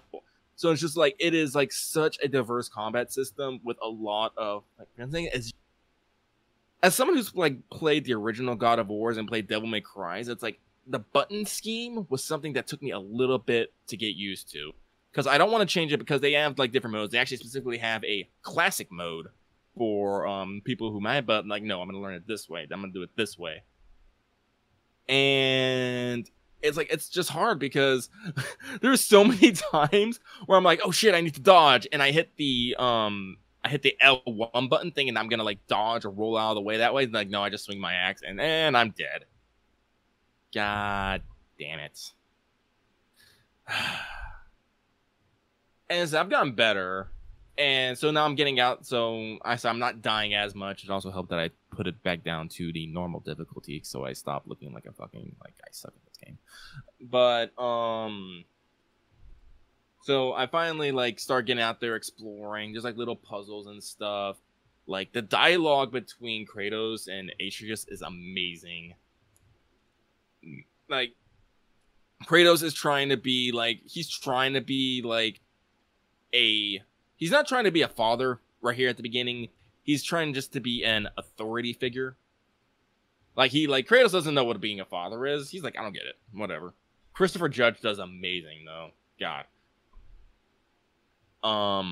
But like I remember like the first time I heard like like fatherly affection in his voice. It was specifically when because I just remember it, like it's the second time you're hunting an animal and Atreus like fires a boar and he's super excited and Kratos is just like, well, go after it. And it's like, oh, you know, just some of his son's excitement, you know, rubbed off on him in that one moment. But other than that, it's like really rocky. Like I just got to this one scene where like Kratos was trapped in this beam of light and he thought he was only in there for a few moments and his son pulls him out of it and Kratos was mad because like he was seeing some good shit in there. And he was like, I was only in there for a few moments. And then he just falls silent as he looks like on all these bodies and corpses that his son has had to kill while he was in there. And his son's fucking furious at him. And he has like no words to say. And you just feel you just feel it. And it's like, oh my God, it's so good. It's like, oh my so God, I'm like, show, don't tell. Yeah. Like they're really good at that. And like, you get like a good sense of character, like, cause like when you get in the boat, cause the boat's the big thing, and you travel a lot on the water, and they usually have conversations about like whatever they're seeing, and Atreus will occasionally ask Kratos for stories, and Kratos will tell I can never pronounce his name, Aesop, Yeah, something like that. Yeah, will tell his stories, but tell them in the Kratos way, so they're like really short and brief and with like no flair. Like he told the tortoise in the hare, like he was all like, there was a tortoise who was calm and steady, a rabbit who was fast and flighty. They had a race. The tortoise won. And Atreus was all like, what? And he just tells them like that, and he tells other ones like differently and some better, but it's just like, oh my God, like this game is just like so good on like so many levels. If it wins Game of the Year, I will not be fucking surprised. Like, it is super amazing. Like, what other great games? Well, I mean, I can't think of. Sony's really invested in their single player experiences. Like, they're doing a lot of first party stuff. That's what God of War is. That's what Spider-Man is. Yeah, Spider-Man I hear is also fucking amazing, but God of War is like kind of more my jam. Like I like sandbox like superhero stuff. I'm probably something I'm gonna buy when it's like $20 fucking bucks, like in a year or two. But, yeah, I gotta be honest. Like Spider-Man seems cool, but at the same time, it's not like I said this before. When I was talking about like why I bought VC4 basically, which was Spider-Man looks cool.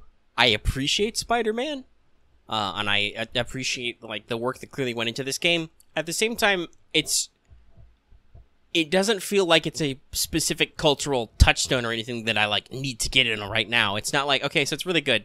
It's a really well designed game, but I don't need to jump into it right away. It's Spider-Man. Spider-Man. There's like a couple Spider-Man games like every like console generation. I mean, I've been playing Spider-Man games forever. I played the original. Not Spider-Man 2, because there's a lot of funny stuff. There are supposedly a lot of memes in that, but I played the original Spider-Man PS2 era game, and there were like some weird games on like the N64 and the SNES and stuff, like that era. So like it's good that they've made a really good game, and I will probably play it someday, and I'm glad it's tight and it's like easy to learn and stuff like that, and it seems like they really nailed it. But at the same time, like, I mean, it can wait until I feel like the opportunity to get it. There, like right now, there's not. It's like, so yeah, let's have a Japanese style World War I analog tactics game. Here you go. You don't get a lot of that. I think the only other like game that they kind of had like that was Advance Wars for like the Game Boy Advance, which was basically like a Fire Emblems ripoff. Yeah. It was basically like Fire Emblem but with guns. Yeah. Is how I've seen some of the like animations and stuff. I'm sure there's like fine-tuned mechanics, but like what little I've seen of Advance Wars is what the like art style and gameplay style is in the same vein as. Yeah. So yeah, no, like, so it's like VC's like it's also like we said, Spider-Man games come out all the time. While yes, there was a remaster that was available for the PS4, VC2 was banished to the PSP, as was VC3, and VC3 wasn't even localized in English. Like this was.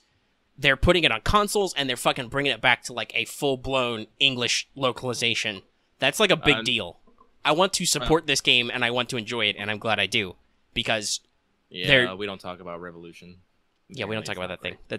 Nobody talks about it. But yeah, no, like it was definitely like this is a big deal to this franchise. Like it's, well, it's a different studio. Obviously, it's still fundamentally a Sony like first party project, Spider-Man.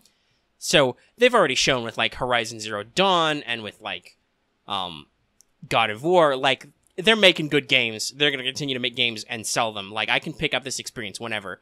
VC4 is like, no, I want to let Sega know, like, right the fuck now, like, hey, I was one person who appreciated this game and wanted it to come out, and I'm glad you made it. So, make more maybe someday. Yeah, like, God of War is definitely, I think, a game that should be supported, because I definitely would like them to continue. Like, I don't know where this game's going to end. I don't know how it's going to end. I don't know if continue it on. Because as I said, I put in, like, several hours into it At the very least, like, they could do some other genres. And also, depending on how it's funny, we're talking about mythology again, basically. Depending on how much fidelity there is to the original mythos, you could, like, obviously, I don't think it would be great if the series just turned into, and now let's take a tour of this mythological pantheon. But like, there's a lot of mythology in the world. You could write games that are basically in the God of War oeuvre, but that are set in different places and maybe have different characters, because my understanding is that, because I never really played a lot of God of War, I was a wee bit young for the first run of games, the first time around. But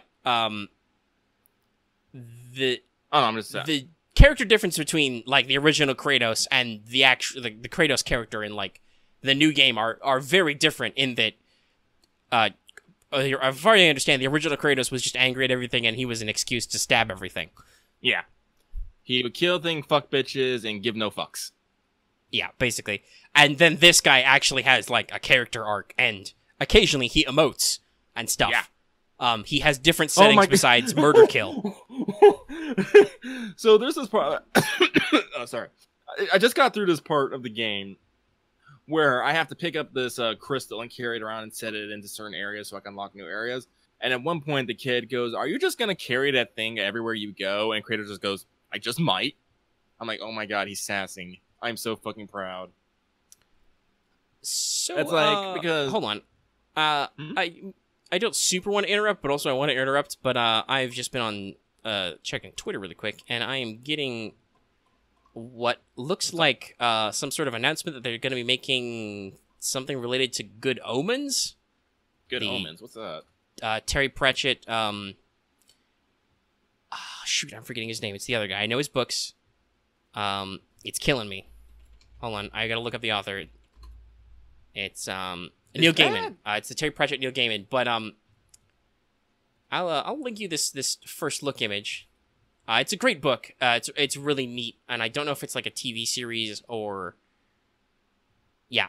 Axe put it in there, but I don't know if it's like a TV series or a movie or something. But they're showing some images of it. Lucky, get a load of this. Yeah, I think that's what it is. That I'm just now seeing some images out of it. They're making and releasing. So like, that's pretty neat. I feel like we're past the period where like, especially because the book's quite a while's old. Obviously, because unfortunately, Mr. Pratchett is dead now, which is very sad. I read quite a bit of Discworld too. Sweet.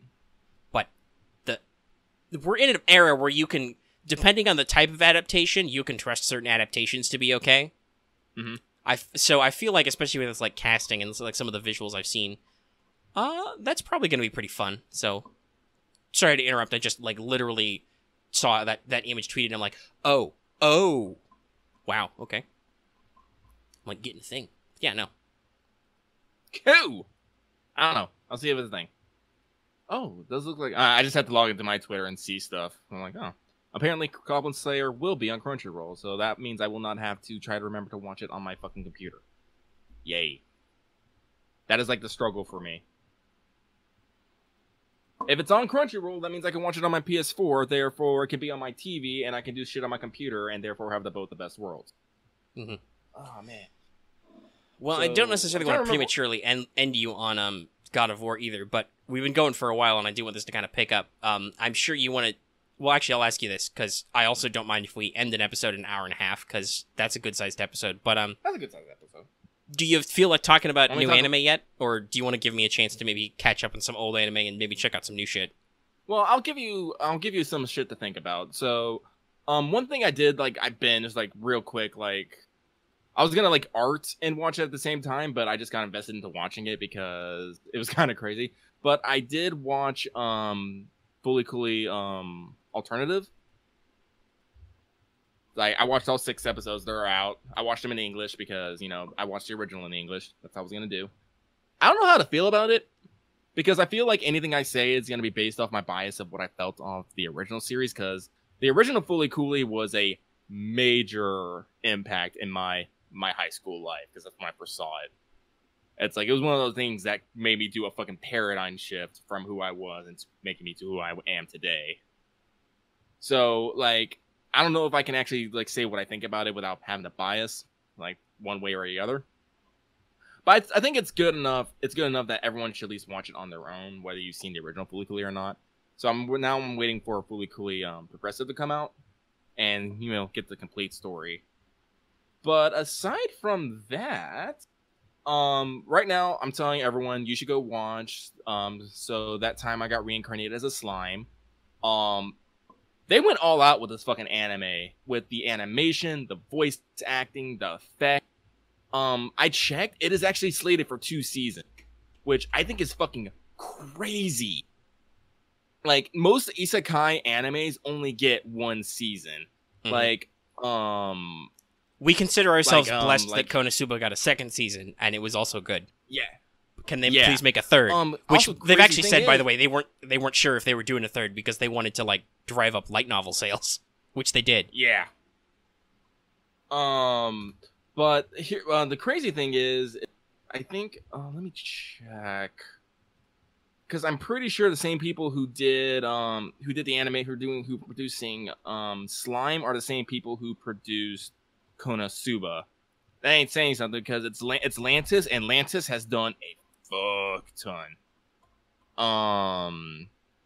They usually have a couple.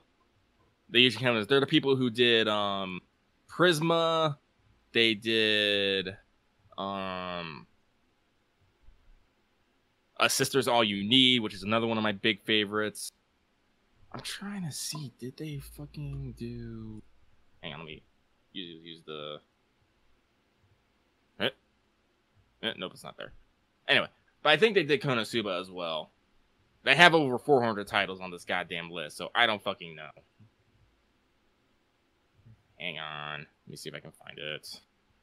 Actually, I'm dumb. I'm just gonna look up fucking Konosuba and see. Tell me who made that.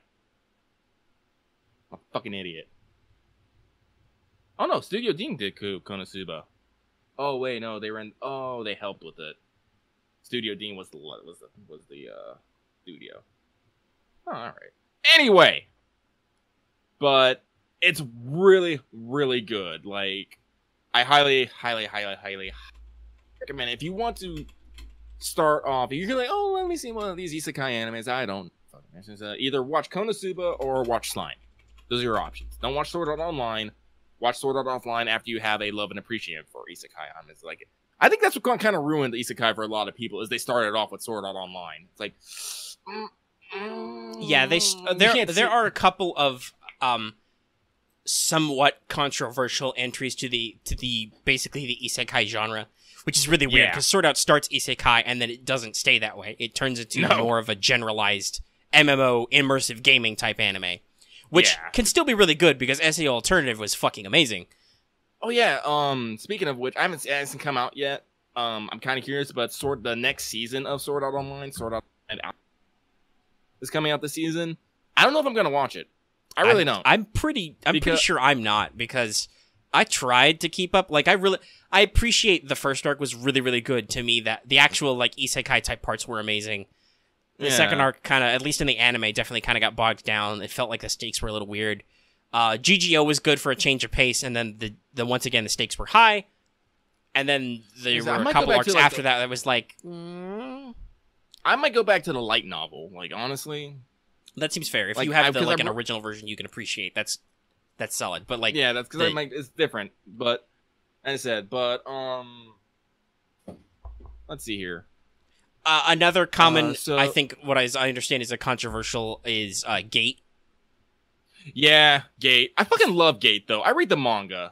I'll say it makes sense that you like Gate because, from my understanding, the way Gate is written, it was a former JSDF soldier came back from like police actions in the Middle East and was like, "What do I do with my life now?" And they told him to try writing something, and so he wrote a light novel series, which is no shit, very pro JSDF. Yeah, no. So it totally makes sense. Like that's still, it comes across a little weird, but no, it totally makes sense from the perspective of what this guy is writing. Like I'm not gonna fight him on what he wrote as essentially like a needing to get some feelings out. It sounds like. Yeah. He's probably had to do some bad shit, so he wants to write about his people doing some good ass fucking shit. So you know what? More power to him. And, as I tell people, like me, like I'm willing to take in the bad with the good and just have it as a whole experience. So yeah, no, I'm fine with it. That's why like a lot of is Sword Art Online really that great? No, not really. Its major achievement is it brought a whole movement of this genre to the forefront. It wasn't the first, and it definitely wasn't the last, but it was the most popular, which is saying something. And yeah, you could argue that it sets certain standards for some of these stories that people don't like, but that's not their fault, right? Like it's not their fault that they sort of had an idea first that other people then took and ran with because they're like, well, this was super popular, so I'll just do the thing the other people did. That's on them for basically being lazy for not doing something different or like tailoring tropes to their own work. They just did something because it was popular. Yeah, I'll say for media, for me, there's like two things that stick out for me. Because I believe we've both held what may be controversial opinions about media before. Ask us about how we don't hate The Last Jedi, even if I concur that some parts of it are not very good and are immensely forgettable. Other parts are not. Other parts are really fucking amazing. There's like two things that I like. I like aesthetics. Like if something has a certain style that's very striking, whether it's the way it's written or the way it's visually assembled, that really sticks with me. And I'm like, that was good. You made something that looked and felt interesting and unique. Like I feel that way about a lot of Trigger anime. It's like they have a lot of style. Maybe sometimes it doesn't make sense, but it's done really well. I have that exact same feeling about a lot of Shaft anime. That's fair also. I don't think I've watched a lot of... I don't know if I necessarily watched a lot of Shaft anime, but like, yeah, no. I'm like, no, I get it. Yeah, like... and then the other thing is... like, if you... I suppose there's three things. The second thing is if you build something that I like the concepts of, like, even if I'm like, okay, you didn't execute that great, but I love that you had that idea and you tried to do something with it. Like, I give a show or a fiction a lot of merits for, like, trying to apply an interesting concept or high level. And then the third thing I think is verisimilitude. Like, just if you do good world building and I feel like your world exists, like, even if maybe your stories aren't good, if you can build a good world and if you can have an interesting concept in that world and you can have an interesting style in that world, whatever, your characters are poorly written or whatever our buzzword of the day is. This year's buzzword is problematic. It's real funny. You stick on the internet or you talk to certain culture groups enough, you start to see the patterns. Like everyone, like a new word arises because you need a term to like apply to something to like as a shorthand, because that's how all language works, is you build shorthands for stuff. The problem is you build a shorthand that means a very specific thing, and then everybody takes your thing and they run with it, and then at some point it becomes ironic or insulting because people don't understand what you originally get at, take the thing and like run with it. Like trigger warning is basically that. It was originally like a psychological term for people to actually discuss their real life. I have some kind of psychological trauma that is triggered by certain stimuli, right? Mm-hmm. And then we turn that into, you have to put a warning before everything in case vaguely it could possibly be conceived as a trigger, and then it turned into like an ironic, insulting thing. Problematic, I think, is the word that we do now that's like that. There have been lots of other words in the past that like roll around from like descriptive and informative to overused to ironic or insulting. But I don't... If you have problems, regardless of what they are, I will often overlook them, especially at least when I'm consuming the media, if you have good points that I like, and then afterward I can look at them and go like, okay, so these parts didn't hit, But this was good, and this was good, and this didn't hit. And like the stuff that doesn't hit usually doesn't make me go, well, that sucked. Like if I think something is bad and not bad in like a funny way, because there's some stuff. Oh my god, we should talk about. Look, have you ever seen the Dungeons and Dragons movies? Oh my god! Now you want to talk about something that's objectively bad, but is super entertaining. That's a movie that I watched. That's a movie I watched with friends after we're drinking and like. Yeah, that's the way to do it. Playing like board games or some shit. That is a party night movie. Ooh, yeah, no. Fucking Jeremy Irons eating the scenery.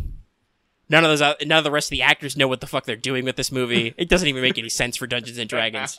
But there are dungeons and there are dragons. But yeah, no, like that movie's just bad, but it's hilarious. But no, like if you have a bad experience with something, usually that's like front to back. I'm like, this really didn't grab me and I didn't like it. Like, what I want to say is, like, a lot of people like to criticize things that like try new or different directions or something like that. And I like to put my hands like that. At least they tried. Like, trying and failing is better than never trying at all. Mm-hmm. Like, that is something that I try to hammer into people who come to me for like whatever advice.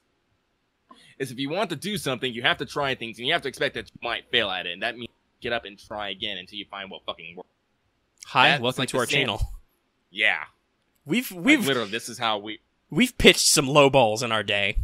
Yeah, and we've done the best we could at the time at something, and then we got better, and we're like, God, that first thing was not great. I'm so glad we did get better. Yeah, like when people like reference our old videos, I like always just have like a mini episode just. But like, so it's like the thing. So like, yeah, like maybe like for me consider something bad, like actually bad.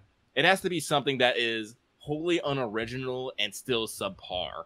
If it's subpar but it's original, I'll be all like, you get the gold star for effort. At least you tried. You're trying, and like the creators can hopefully learn, and they can maybe do more later. Yeah, but if something is subpar and unoriginal, like those two, I'm all like, what the fuck?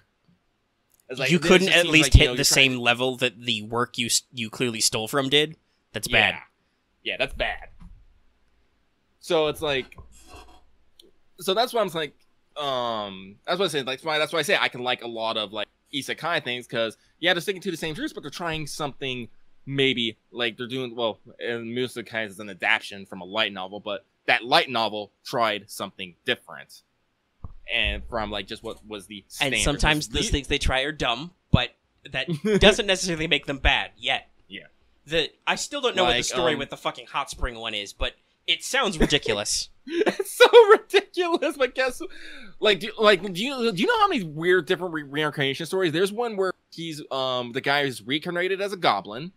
That one's pretty cool. It has lots of sex and violence in it though. But of course he's a fucking the Japanese people really took the goblin/orc thing in a weird way. It's probably all our fault. There's one where the guy's reincarnated as a sword. One where a guy gets reincarnated as a vending machine. There's several where the guy gets reincarnated as a dragon. One where the guy gets reincarnated into the hot spring. There's several of them where they basically get reincarnated as human, but they have this weird ass ability, and somehow they make it like super OP. Like usually it's like actually like almost all the time it's like some sort of gardening or digging ability. Weird. Like one of my favorite. I know that there's an infamous one with a cell phone, which is actually ironically what Konosuba parodied, but the anime came out first before they adapted the cell phone thing. It's actually no, so I came to another world with my smartphone. Literally, that's what it's called. I'm as I said, like that anime, like I watched that one. I giggled at it. I thought it was cute. I thought it was all right. Oh man, there's like I've read light novels where the main character is as a baby and he gains powers by drinking breast milk. So he goes around seducing women as this little child to like drink their breast milk. It's like something because I have a communication disorder. I can't remember what the fuck it is. Like, no, trust me, I read a fuck ton of Isekai light novels, and trust me, you think like what you see like, oh my, you look at Sword Art and you go like, oh my god, no, trust me, there is worse. Oh, I'm sure there's Oh way my worse. God. Oh, one of them, like, but there are like, Sturgeon's Law, 90% of like anything is shit. Like, but that other 10% is like really good. Like, I tell people like, Musco Tensei, fucking amazing. There's a couple other ones like that are just like funny. Like, I'm just trying to think of a couple off the top of my head. Like, I'm expecting to fall into ruin, so I became a blacksmith, reincarnated, noble son. Freaking maybe it's just you're not mentioning them because they're not super original, but I'm shocked there's not more I reincarnated as a cute girl. Oh no, there's definitely one. I remember one off the top of my head. I reincarnated as a succubus, so I will drink milk or something. But basically, that story is a guy like reincarnates him like makes a mistake and reincarnates a dude as a succubus. Supposed to do normal succubus thing, and he's all like, "Oh hell no!" And he finds out that milk is a perfectly good substitute. So he's like, and so it's weird. But no, because see, here's the thing about Isekai. A lot of Isekai is power harem fantasy. True. Like, that's literally what it is. They want to make an OP character, get lots of girls, and not have to really deal with a whole bunch of bullshit. They just want to have their super right. They don't necessarily want a lot of these avoid some types of plot drama by you could argue even like actually like I don't like once again the hot spring one comes to mind. Where's your your deep-seated challenge to the main character's well-being there? Is somebody gonna fill up the fucking hot spring? Like, no, that's probably not gonna happen. Yeah. Like, so, like, it changes the way the tension lies. So, like, and it makes sense because they're light novels, right? They're supposed to be short, episodic reads. They're short, easy digest. Yeah. It's a lot like how the original Hobbit was written. The way J.R.R. Tolkien wrote it was, like, in short chapters that were supposed to be self-contained. It was all in one book, but you could read, like, a chapter a night to your kid as like a bedtime story. Which is why it's vastly different in tone from The Lord of the Rings, which was his fucking fantasy heartbreaker. But yeah, no, like, there's definitely, like you say, we don't want plot tension. We want the readers to kind of generate their own tension with, like, ooh, which girl do you like? And, what's he gonna do with his cool power? Whatever. Like, you're trying to stimulate the reader to think about stuff, but not necessarily be like, I'm gonna stress you out now. Yeah, and honestly, Axe, otome isekai, like where like a girl gets transported into a game, like into an otome game. Those are actually like really fucking good. Like, Common Sense of a Duke's Daughter, really good. It's like it's all nobility and like lightly political, but it's still and as I said, it's not all harem all over the place. I can't remember I can't remember the exact name of it, but it's basically it's called I Reincarnated as a Villainess and All I Have is Destruction Flags. Super funny. Bakarina is like so goddamn precious. Like, it's being translated into a manga. I really, really, really hope they make it to an anime one day because it is fucking fantastic. That one's like I use air quotes for this, reverse harem. The way the Japanese fan base adds reverse to some things is a little funny sometimes. It is the worst. Or even just the weeb. I don't, because I guess I presume there's like I know there is a Japanese word that's like their equivalent of like saying something is anti or un. So you like stick it in front of a word and then it's like the opposite. But yeah, no, I don't know if literally saying reverse is how it is in Japanese, but that's definitely a Western anime fandom trope to add like reverse in front of some stuff, which really is not reversed. Yeah, it's not. But it's like, it's really good. Like, man, I'm really talking about, oh yeah, that's because I love Isekai. That's right. Duh. But, there's your inner monologue was outer monologue for a second there, Lucky. Why am I talking about so much Isekai? Oh wait, I love it. Duh. Duh. That happens. Lucky's brain to mouth edit function sometimes fails him. So at least you're disproving that. Yeah, I'm gonna axe the Isekai because I was actually talking about anime before we got into this. Well, you reminded me of something I really quick want to mention that was a funny thing I read that apparently people in the internet are taking too seriously. I think it was some grad students. I don't know the specifics on where they are, but I have skimmed like outline. It's like it's a shitty study, but there was some study about people's inner monologue. Like they did like a oh, we'll set a thing to beep a few times a day. Just write down in your journal what you were thinking about. And so they had a very small sample size. It was like 30 people. And, like, some of them just didn't write anything. They, like, nothing much. Or they talk about, like, I was thinking about food or I was thinking about sex or something. And, like, so some people twisted this conclusion to think that a large portion of people, or not a majority, but a decent chunk of people don't have an inner monologue and thus are NPCs. I'm like, that's a real dumb conclusion, guys. Maybe those people just don't, aren't good at, like, concretely identifying their thoughts and writing them down, because that's kind of a whole process they teach you in writing. Is like how to conceptualize your thoughts and put them onto paper. Like that was literally that were exercises I had to do in creative writing to like write about certain subjects in my fucking notebook. Okay. Yeah. Maybe those people just in your tiny study are just not experienced enough at that type of thinking to properly translate their writing, because maybe everybody doesn't have an inner monologue, but that's because that's arguably a really complex thought, right? Like, where you... Is it? I mean, it's... If you are literally interior monologuing, you have a train of thought that is words going in your head. That means you are thinking about things in discrete words, right? Like, you're not just...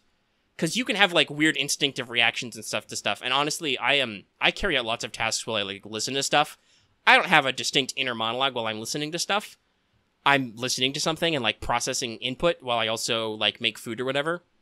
Because I like to multitask, because I do actually have an inner monologue sometimes and I get distracted with my own train of thought. But, like, I'm sure there are people who do not go about their day constantly self-referencing whatever they're doing. Like, they're just doing a task. It's just a rote thing.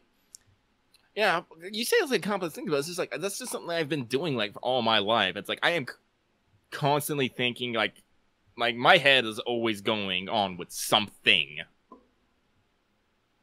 And, like, if they want me to write it down, yeah, I can maybe write it down and look real weird, because I won't... It's definitely not coherent, and I like to jump topics every fucking where.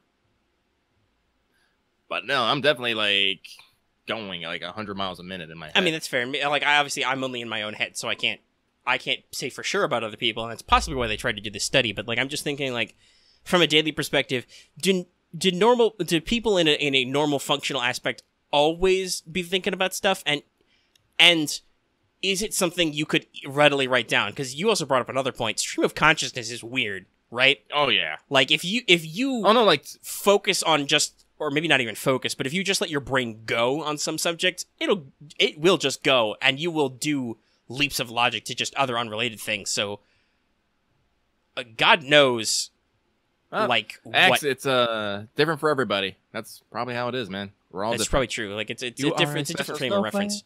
I was specifically thinking of like if you're having a literal inner monologue.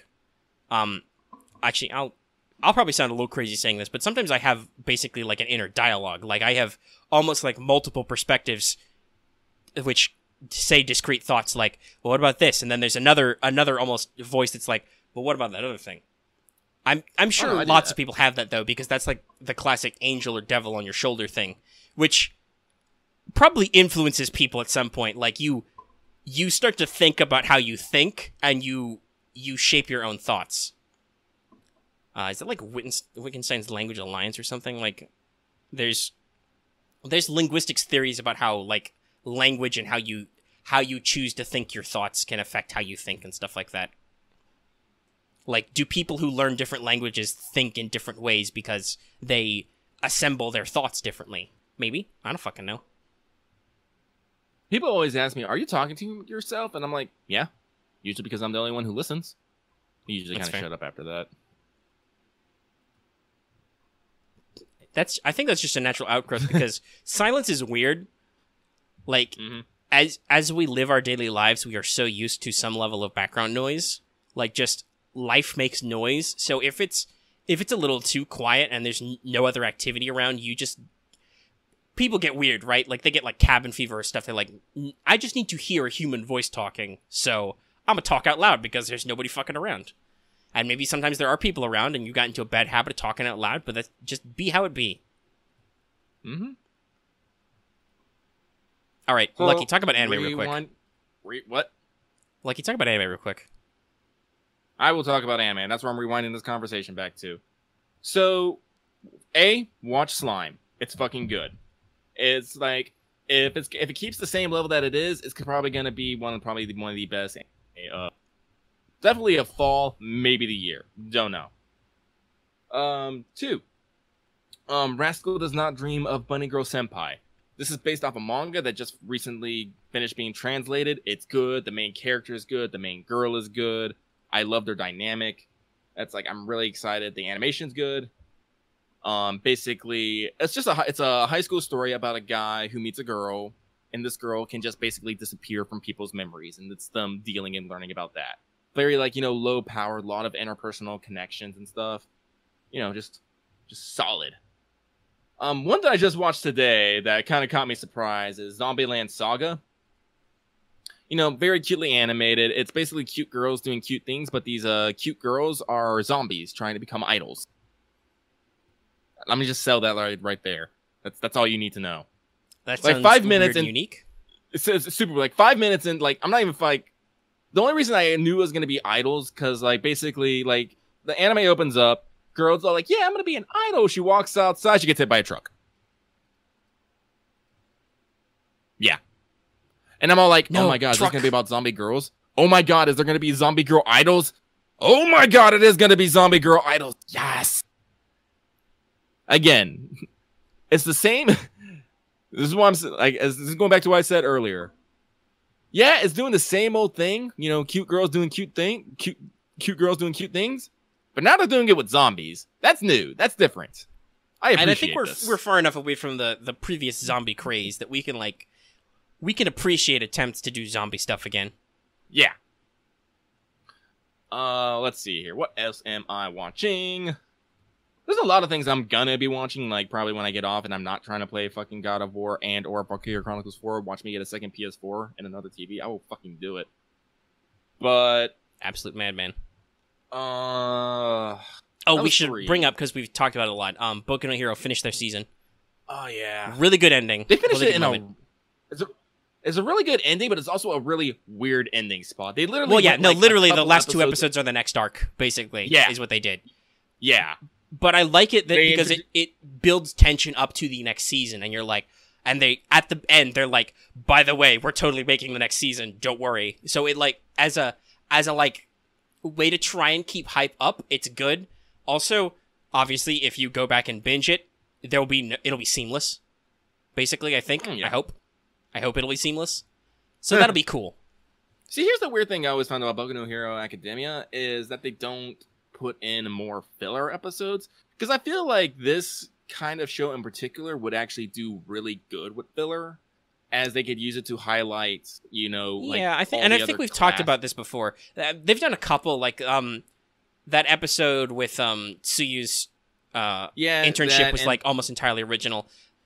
Supposedly the actual fight scene in this episode that was the season ender was like, I've heard that it was more expounded than in the manga, which was like a lot of quicker cuts.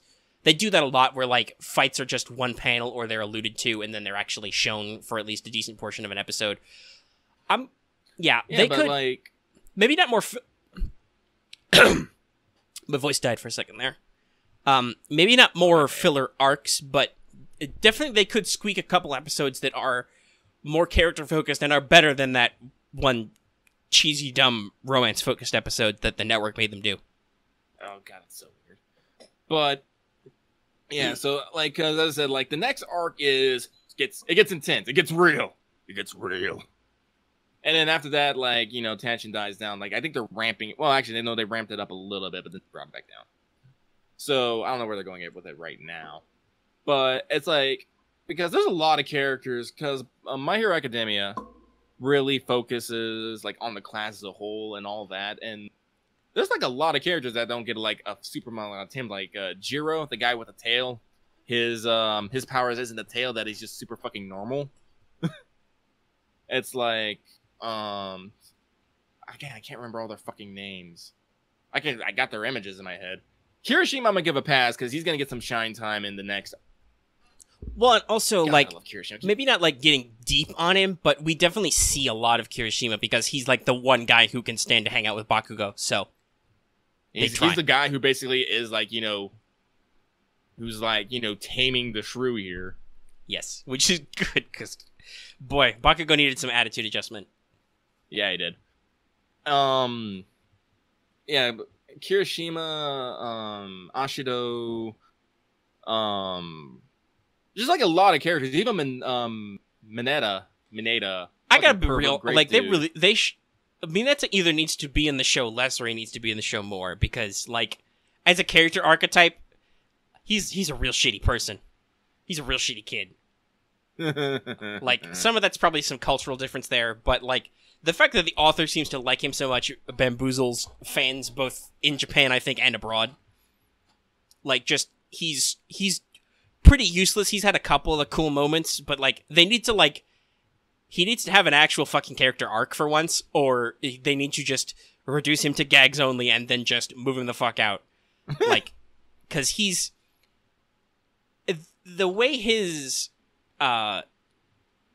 situation, like, works in the series as is, like, often it's funny because, like, he never gets anywhere, right? Like, his perverted tendencies more often than not get him beat up because he's being a creep. It did backfire him during the insurance attempts because he was able to get Mountain Lady. She just fucking worked him like a goddamn slave. Mm-hmm.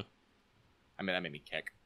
No, but yeah, no, like, he almost always gets comeuppance for his antics, but, like, the fact that he's still supposed to be a major character and, like, he's in the, like, official stat rankings, he's, like, intelligence 5, which is even higher than Midoriya, but so, like, he doesn't seem that smart, though. I guess he just tests well, but still, like, it's weird.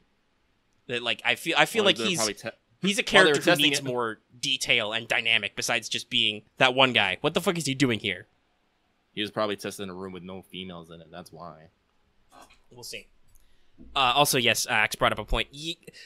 I mean, that's something I wish they would focus less on, but at the same time, like, it's different than how anime usually habits it, because, like, I don't know if Midoriya actually likes Uraraka in that way, or if he's just not used to hanging around, girls being so close to him because he was a huge loser in middle school. People, like, really, like, this is one thing that pisses me off about a lot of, like, why don't they just get together? I'm like, people, do you understand how human relationships work? How many girls can you just go up to and say that you like them? I mean, for real. It would be nice if life worked like that, but there's usually a little build-up, a little courtship, especially when you're young. These kids are in they're still first years in high school, guys. And so, like we said, Midoriya really flipped his life around. He was as a quirkless nerd, basically. Like, he didn't even necessarily try to excel physically without a quirk. He was a normie-ass normie in middle school. There's no way girls hung out with him. Like, that's just, how school structures usually are. Like, people didn't necessarily interact with him deeply. And now, like, he is a member of the elite hero course. Naturally, some girls, which are cute, just get close to him and he's like, whoa, hold on. I've never had this experience before in my life. I'm dying. What do I do? That's a real thing. No, that happens. And not necessarily with just girls, but, like, if you're not used to certain social situations, you get into a situation and you're like, oh my god, I don't know what to do with the situation. I want to die. Yeah. And so Midoriya herself is interesting, but, like, the reason why she doesn't say anything is because it's actually, I think, a different character point. It's not like she's secretly pining or anything. And she's like, no, this is distracting me. I'm trying to become a professional hero for a reason. I want to set aside these feelings so I can accomplish my goals, which is actually a really interesting take on it. I do kind of wish, though, that they would stop. There are a couple points, like, in this season of the anime where, like, they allude to it, like, multiple times after it feels like she said, no, it's fine. So, like, I feel like they would stop teasing us a little bit. But hopefully the next arc will kind of do that. Temptation is human, too, Like, even if you say no to something, it's still going to be there. This person's always going to be fell. The point of the plot is, if it's not going anywhere yet, right, like, your audience is more intelligent than you think, right? You don't need to keep repeating details to them. So, like, it's just, for, like, an intelligent viewer, sometimes it's just a little, like, okay, we got it already. You could, if you're not going to actually change this situation, you could let it sit, and we could just remember that that's a thing. But like Axe is saying, it's a shonen manga still. It's technically aimed at, like, kids. Basically, it's aimed at people in their like young to mid-teens that happens to have a periphery demographic. So like, here it makes is sense. an Sometimes. interesting. Here's an interesting stat for y'all out there who might be thinking, oh, I could totally go up and talk to a girl. So let's take a graph. Let's take all the men. 10%. No, that's not. Was it 10%? 5% of those men are going to talk to every girl they like.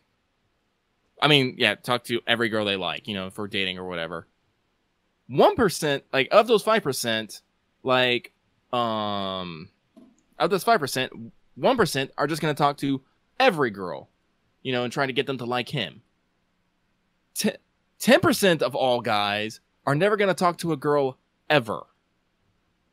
You know what the remaining percent do? Are waiting for the right moment to talk to a girl. Which may be dumb, but that is how people are. People are dumb sometimes. Like, if, like, a guy's in a situation where he likes a girl and he wants, try something, he will wait for a moment. He'll wait where she is, like, alone, she doesn't have her friends, where she doesn't look upset, where she doesn't look busy, like, and all that stuff. Wait for the right fucking moment. It's like, people just don't go up, like, people who just go up and confess their feelings are, like, really, really fucking brave and mustered up a lot of goddamn courage. Or also probably are just naturally forward and extroverted people, because there are some people who are like that, who are just like, fuck, I don't need to hide my feelings, I'll just cheer them, whatever. Which is a little weird to most people, because there is, we talk about oversharing and stuff, like, it can feel a little weird for people who are like, whatever, I'll just fucking say what I'm feeling. Honestly, sometimes we think those people are rude because we have entire structures of social systems to be like, whoa, don't tell people, just tell people what you're feeling. That will negatively affect their feelings and could hurt your life quality. Yeah. So, like, we have this whole structure of actually not. It's like, believe it or not, humans have courtship, humans have courtship rituals too. It's like, we really do. A lot of people don't, like, understand it, but it's one of those patterns that we just pick up as we grow up. It's like, because it's like, I can't really say it's an instinct, because, again, this is one of those social structures. It's all like, guys are supposed to approach the girls are supposed to make them look self-pretty, so the guys will approach them. The guy has to have, like, all this cool stuff on his hands, or a shit ton of confidence to back it up. It's like, there's a whole fucking social dynamic going on here. And, like, and when you're in this, like, when your hormones are raging, you don't know what the fuck's going on, so you're either gonna go do something really dumb or not go do anything at all. Like, Jesus fucking Christ. Yeah. Alright. Do you have any more anime series you want to mention? Because I really want to end the episode, because now we're over 2 hours. God damn it. No, we'll save it for next week when, like, there's more shit out. Fuck. Because I'm gonna try and finish up. There's only a couple episodes left I didn't see yet of Hanabado, and I will try and catch up on Angumu. Because there are a lot of episodes of that, but it's done, so it's easy to binge. And so I'll try some new stuff too. Maybe I'll watch the first episode of Slime, because there's only one out. It's easy to get into anime series. Sometimes it's hard to finish them. Oh yeah. All right. So we'll wrap up this episode. Hope you guys had fun. We talked about lots of topics, including deep shit. Finally, we got back to the deep stuff. But yeah, if you like this episode, give it a like. If you have any comments about anything, leave them in the comment section down below. We actually really like comments, and especially for a show like What's Up, we feel like we could get some dynamic stuff, so don't be afraid to share your feelings. We also have a Discord, you can check that out. If you are new here for some ungodly reason and haven't already, please subscribe to keep getting more episodes. We do this show every week, guys. And like I said at the front of the show, you can also support us on Patreon and get access to episodes early and lots of other stuff. And yeah, thanks everybody for being here with us for 2 hours. Why do I do this?